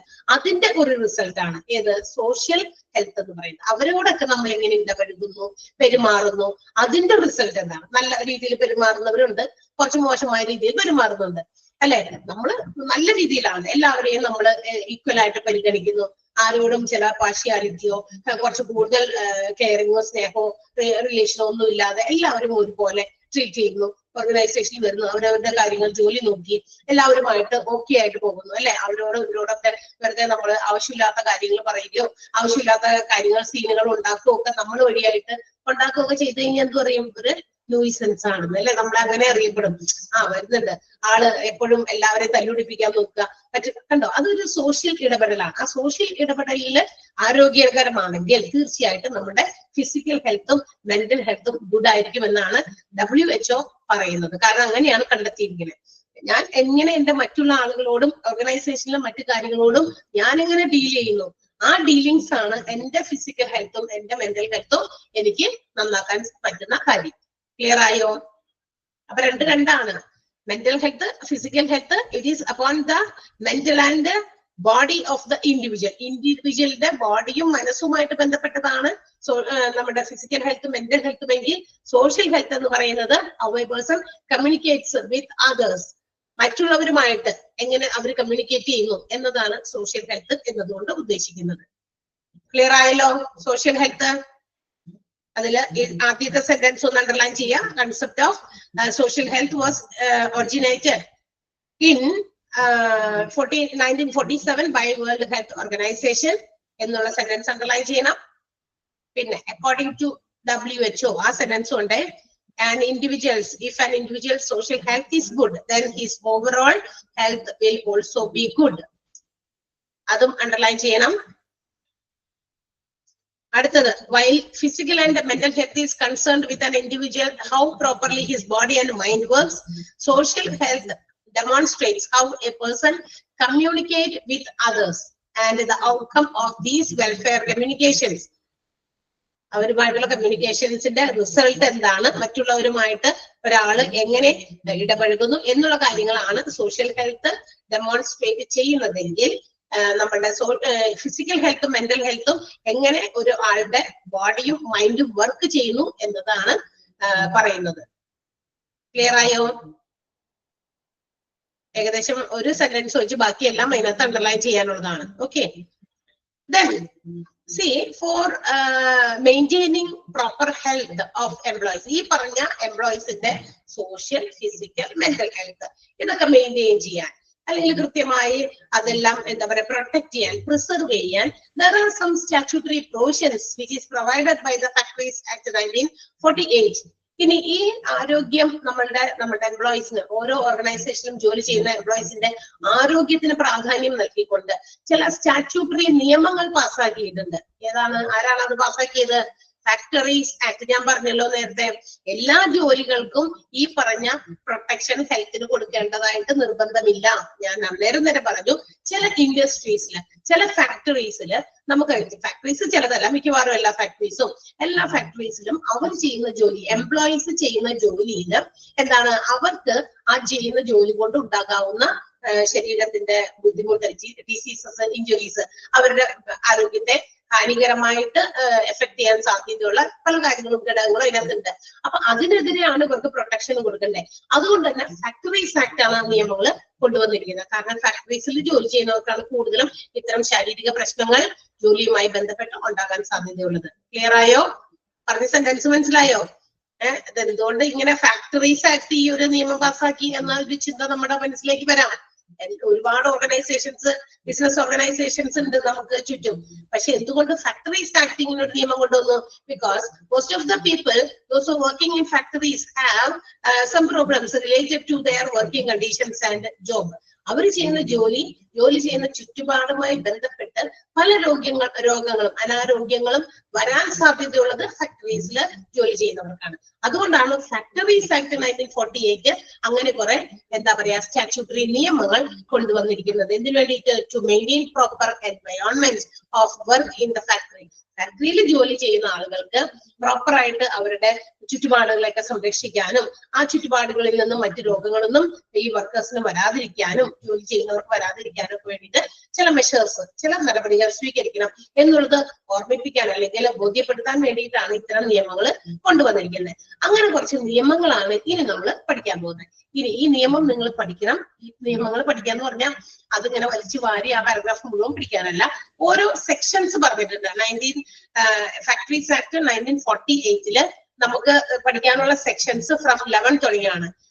Factories Act 1948, Section 11, Section 12, 13, 14, 15, 16, 17, 18, 19 വരെ, സോറി അല്ല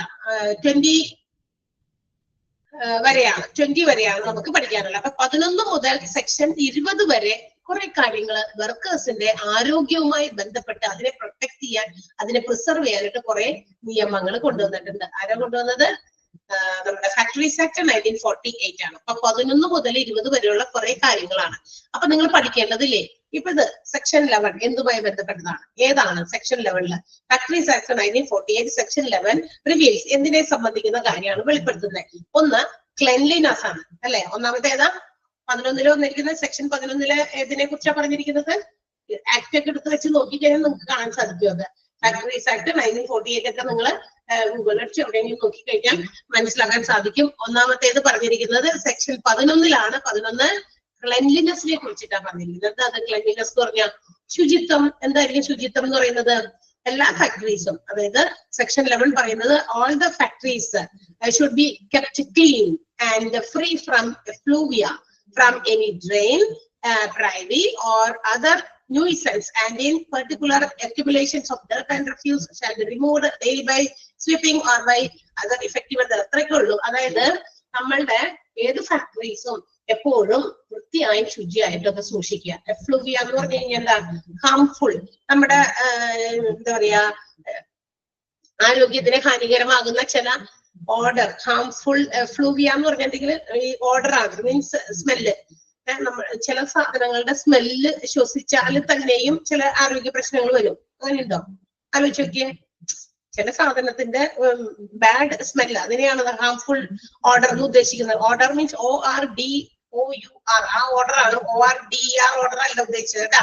ചില ഹാംഫുൾ ആയിട്ടുള്ള സ്മെല്ല്, അത്തരം സ്മെല്ലുകള് ഇങ്ങനെ നിരന്തരമായിട്ട് ശ്വസിക്കുന്നത് കൊണ്ട് ചില ആളുകൾക്ക് പല രീതിയിലുള്ള ആരോഗ്യ പ്രശ്നങ്ങൾ, അത് ഇങ്ങനെ കണ്ടിന്യൂസ് ആയിട്ട് അത് തന്നെ ശ്വസിച്ചുകൊണ്ടിരിക്കുക. അപ്പൊ ബാഡ് സ്മെല്ല് ഇങ്ങനെ ശ്വസിച്ച് ചില ആരോഗ്യ പ്രശ്നങ്ങൾ ഉണ്ടാകാം. അതുകൊണ്ട് അങ്ങനെയുള്ള ബാഡ് സ്മെല്ലുകള് ഒഴിവാക്കണം. ഫ്രീ ഫ്രം എഫ്ലൂവിയ എന്നാണ്. അങ്ങനെയുള്ള ബാഡ് സ്മെല്ലുകൾ ഒഴിവാക്കണം. ഡ്രെയിൻ ഫ്രം എനി ഡ്രെയിൻ, അതായത് ഇപ്പൊ ചിലപ്പോ ഈ ഡ്രെയിനേജ് സിസ്റ്റം ഒക്കെ ഉണ്ടാവുമല്ലോ ഫാക്ടറീസില്, അഴുക്ക് മറ്റു സാധനം ഒഴുക്കി വിടുന്ന സ്ഥലമൊക്കെ, അതിൽ നിന്നൊക്കെ ഈ പറഞ്ഞ പോലെ എന്താ പറയാ, നമുക്കറിയാം ഫാക്ടറീസിൽ നിന്നൊക്കെ പുറത്തേക്ക് വിടുന്ന ഇത്തരം വേസ്റ്റ് വാട്ടറോ അങ്ങനെയുള്ള കാര്യങ്ങളിലൊക്കെ ഭയങ്കര ബാഡ് സ്മെല്ലായിരിക്കും. അപ്പൊ അതൊക്കെ ഇങ്ങനെ എപ്പോഴും ശ്വസിക്കുന്ന എംപ്ലോയീസ്, അതിന്റെ അടുത്തൊക്കെ ജോലി ചെയ്യുന്നവര്, അതുപോലെ തന്നെ ഡ്രൈവ് ചെയ്യുന്ന വെച്ചാൽ ചെറിയ ലാട്രിൻ അല്ലെങ്കിൽ ടോയ്ലറ്റ്, ഇങ്ങനെയുള്ള ചെറിയ ഇതിൽ നിന്നുണ്ടാകുന്ന ബാഡ് സ്മെല്ലുകൾ അല്ലെങ്കിൽ മറ്റേതെങ്കിലും തരത്തിലുള്ള സ്മെല്ലുകളൊക്കെ ഉണ്ടെങ്കിൽ അതൊക്കെ, അല്ലെങ്കിൽ പിന്നെ മാത്രമല്ല അതെല്ലാം എവിടെയെങ്കിലുമൊക്കെ ഈ അഴുക്കൊക്കെ ഇങ്ങനെ കൊണ്ടുപോയി വേസ്റ്റ് കൊണ്ടുപോയി കൂടുതൽ അക്യുമുലേറ്റ് ചെയ്ത് കൂട്ടിയിട്ടുണ്ടെങ്കിൽ അവിടെ നിന്നുണ്ടാകുന്ന സ്മെല്ല്, ഇതൊക്കെ നമ്മൾ എന്ത് ചെയ്തോളണം, വൃത്തിയായിട്ട് അത് ക്ലീൻ ചെയ്ത് അടിച്ചോ തൂത്തുവാരിയോ ഏതെങ്കിലും ഡിഫക്റ്റീവ് മെത്തേഡിൽ നമ്മളതിനെ ഡിസ്പോസ് ചെയ്യാനായിട്ട്, അതൊക്കെ നിർമ്മാർജ്ജനം ചെയ്യാനായിട്ടുള്ള കാര്യങ്ങൾ ചെയ്ത് എപ്പോഴും ഫാക്ടറീസ് ക്ലീൻ ആൻഡ് നീറ്റ് ആയിട്ട് വെക്കണം എന്നാണ് ഏത് പറയുന്നത്, section 11 of the factories act 1948 പറയുന്നത്. മാത്രമല്ല ഇനി എപ്പോഴും ഫ്ലോറുകള്, അതുപോലെ തന്നെ അവരുടെ വർക്ക് റൂമുകള്, ജോലി ചെയ്യുന്ന റൂമുകള്, സ്റ്റെയർ കേസസ് അതിന്റെ ചുവട്ടിലും ഇതൊക്കെ, പിന്നെ എന്താ പറയാ സ്റ്റെയർ കേസിന്റെ അതിൽ കൂടിയൊക്കെ പാസേജ് ഉണ്ടെങ്കിൽ അവിടെ എല്ലാം തന്നെ ക്ലീൻ ആക്കി വെക്കണം. എല്ലായിടത്തും ക്ലീൻ ആക്കണം, ദാറ്റ്സ് ഓൾ, അത്രേ ഉള്ളൂ. അത് വായിച്ചു നോക്കി അറിയാം. എല്ലാ വർക്ക് റൂമുകള്, പിന്നെ എന്താ പറയാ എല്ലാം തന്നെ at least once in a week ആണ് പറഞ്ഞേക്കണേ. ഒരു ആഴ്ചയിൽ ഒരിക്കലും എങ്ങനെ തൂക്കം തുടയ്ക്കാൻ കൂടാതെ ആഴ്ചയിൽ ഒരിക്കലും വാഷ് ചെയ്യണം എന്നാ പറഞ്ഞേക്കണേ. ക്ലീൻ ചെയ്യുമ്പോൾ എങ്ങനെ വാഷ് ചെയ്യണം, ബൈ യൂസിങ് ഡിസ്ഇൻഫെക്റ്റന്റ്, അണുനാശിനികൾ, അല്ലേ അതെ, ഡിസ്ഇൻഫെക്റ്റന്റ് ആയിട്ടുള്ള സാധനങ്ങൾ, കെമിക്കൽസ് എന്തെങ്കിലുമൊക്കെ ഉപയോഗിച്ച് അതൊക്കെ കൃത്യമായിട്ട് ഡിസ്ഇൻഫെക്റ്റന്റ് ചെയ്ത് വാഷ് ചെയ്ത് ഉപയോഗിക്കണം. അതും ഇഫക്റ്റീവ് മെത്തേഡില്. അത് എല്ലാവരും കൈകൊണ്ടോ കാലുകൊണ്ടോ അല്ല, ഏതാണ് ശരിയായിട്ടുള്ള രീതി അഡോപ്റ്റ് ചെയ്ത് തന്നെയാണ്. അല്ലാണ്ട് ഒപ്പിക്കൽസ് പറ്റില്ല എന്ന് മനസ്സിലായ. ചില കാര്യങ്ങളൊക്കെ ചില ആൾക്കാര് എന്താ പറയാ, ഇതിപ്പോ തൽക്കാലം ഇങ്ങനെ നടക്കട്ടെ അങ്ങനെ പറയും അല്ലെ, താൽക്കാലികമായിട്ടുള്ള ഒരു വേ ഓഫ് ഹാൻഡ്ലിംഗ് ആയിരിക്കും ഇതൊക്കെ. പക്ഷെ അങ്ങനെ പാടില്ല. ഇഫക്റ്റീവ് മെത്തേഡ് ഉപയോഗിച്ച് ഇതെല്ലാം ക്ലീൻ ചെയ്യുക. Each and every premises and inside the factory, ഫാക്ടറിയുടെ അകത്തും പുറത്തും ഒക്കെ നന്നായിട്ട് വൃത്തിയായിട്ട് സൂക്ഷിക്കുക.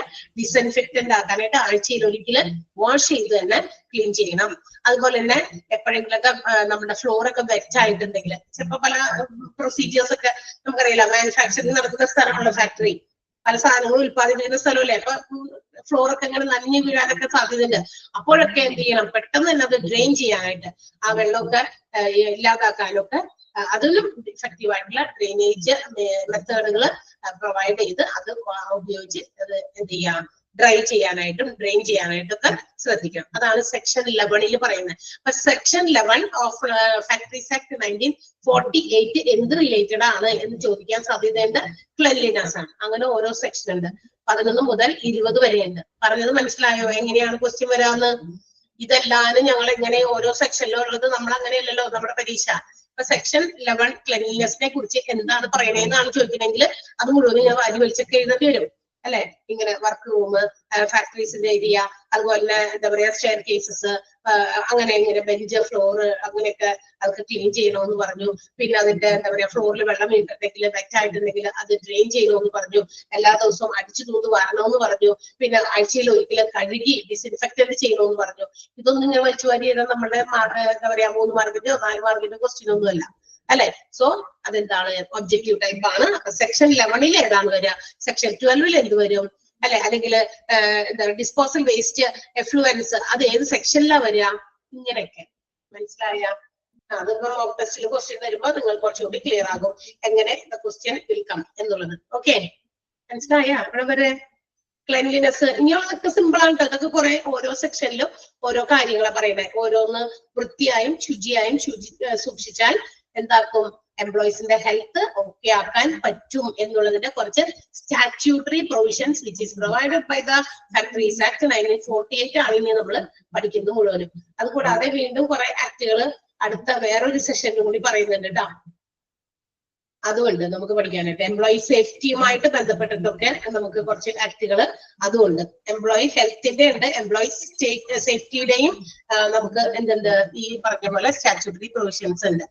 അപ്പൊ രണ്ടും തമ്മിൽ ഇതാക്കരുത്, മിക്സ് ആക്കരുത്. എംപ്ലോയി ഹെൽത്ത് വേറെ, എംപ്ലോയി സേഫ്റ്റി വേറെ. എംപ്ലോയി ഹെൽത്ത് തുടങ്ങുന്നത് 11 തുടങ്ങി 20 വരെയാണെങ്കിൽ എംപ്ലോയി സേഫ്റ്റിയുടെ സ്റ്റാറ്റ്യൂട്ടറി പ്രൊവിഷൻസ് വരുന്നത് 21 തുടങ്ങിയാണ്. ഓക്കെ, അപ്പൊ നിങ്ങൾ ഓരോ സെക്ഷനിലും എന്തിനെ കുറിച്ചാണ് എന്താ പറയാ പ്രതിപാദിക്കുന്നത് എന്ന് പഠിക്കുക. ഓക്കെ അല്ലേ? Yes, so will stop here. ഇവിടെ വരെ നിർത്താണ് ഞാൻ. അപ്പൊ അവിടെ വരെ നന്നായിട്ട് ഒന്ന് വായിച്ചിട്ട് വരാം. ഓക്കെ, അടുത്ത ദിവസം നമുക്ക് ബാക്കി എടുക്കാം. വളരെ കുറച്ച് കുട്ടികളാണ് കേട്ടോ ക്ലാസ്സിൽ ഇപ്പൊ സ്ഥിരമായിട്ട് കയറണേന്നാണ് എനിക്ക് തോന്നണേ, എന്താണെന്ന് അറിയില്ല.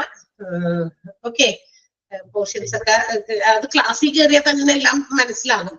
പിന്നെ ഒരു പ്രാവശ്യമൊക്കെ ഒന്ന് വായിച്ചു നോക്കിയാൽ മതിയാകും. അല്ലെങ്കിൽ പാടാണ്, എന്താ പറയാ ക്ലാസ് കാണാതെ നമ്മൾ വെറുതെ വായിച്ചു നോക്കുമ്പോൾ നമുക്ക് അത്രയും ചിലപ്പോൾ പെട്ടെന്ന് ക്ലിക്ക് ആവൂല. അതിന് സമയം നമ്മൾ ക്ലാസ്സിൽ പറയുന്നത് കേട്ടിരുന്നിട്ട് അത് നമ്മൾ ജസ്റ്റ് ഒന്ന് വായിച്ചു നോക്കുകയാണെങ്കിൽ ആ ഒറ്റ പ്രാവശ്യം കൊണ്ട് വായിക്കാം. പിന്നെ നിങ്ങൾക്ക് മോക്ക് ടെസ്റ്റുകൾ തരുന്നതും മറ്റ് രീതിയിലൊക്കെ നിങ്ങൾ പഠിച്ച് എടുത്തു കഴിഞ്ഞാൽ അത്ര ബുദ്ധിമുട്ടൊന്നും ഉണ്ടാവില്ല. അല്ലെങ്കിൽ നിങ്ങൾ എല്ലാം കൂടി ഇരുന്ന് എന്താ പറയാ ലാസ്റ്റ് ഇരുന്ന് ഒരുമിച്ച് പഠിക്കാൻ നോക്കേണ്ടി വരും. ഓക്കെ, അപ്പൊ ആ രീതിയിലൊക്കെ ഒന്ന് ഫോളോ ചെയ്യാം. നമുക്ക് ഏറ്റവും ബെനിഫിറ്റബിൾ ആയിട്ടുള്ള രീതിയിൽ കോഴ്സ് കംപ്ലീറ്റ് ചെയ്യുകയും നിങ്ങളുടെ റിസൾട്ടുകൾ നിങ്ങൾക്ക് നല്ല രീതിയിൽ ആക്കുകയൊക്കെ വേണം. അപ്പൊ അതിന് വേണ്ടിയിട്ടുള്ള കാര്യങ്ങൾ കൂടി ഒന്ന് ചെയ്യാം കേട്ടോ.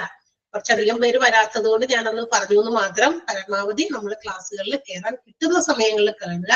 റെക്കോർഡഡ് ക്ലാസ് എങ്കിലും അറ്റ്ലീസ്റ്റ് വാച്ച് ചെയ്യുക. വെറുതെ നമ്മള് മോക്ക് ടെസ്റ്റുകൾ മാത്രം നോക്കി അങ്ങനെ പഠിച്ചിട്ട് കാര്യമില്ല. കാരണം ഇതൊക്കെ കഴിഞ്ഞ് നമ്മളൊരു ഹ്യൂമൻ റിസോഴ്സ് മാനേജറായിട്ടോ ഒക്കെ ജോലിക്ക് പോയി കഴിയുമ്പോൾ ഇതൊക്കെ നമ്മൾ അറിഞ്ഞില്ലേ, കേട്ടില്ലേ, കുറെ ക്വസ്റ്റ്യൻ ആൻസർ ഞങ്ങൾ ഇങ്ങനെ വായിച്ചു പഠിച്ചു, അങ്ങനെ ആൻസർ എഴുതി, അത് ഓക്കെ, അത് പരീക്ഷയ്ക്ക് ഓക്കെ. പക്ഷെ അറിവ് അല്ലെങ്കിൽ അത് നമുക്ക് പ്രാക്ടിക്കലായി ഉപയോഗിക്കേണ്ടി വരുന്ന സന്ദർഭത്തിൽ എത്രത്തോളം ഈ പറഞ്ഞ കിട്ടിയ മാർക്ക് ഹെൽപ്പ് ചെയ്യുമെന്ന് എനിക്ക് പറയാൻ പറ്റില്ല. So both are importance. So ഈ questions okay, bye. Thank you.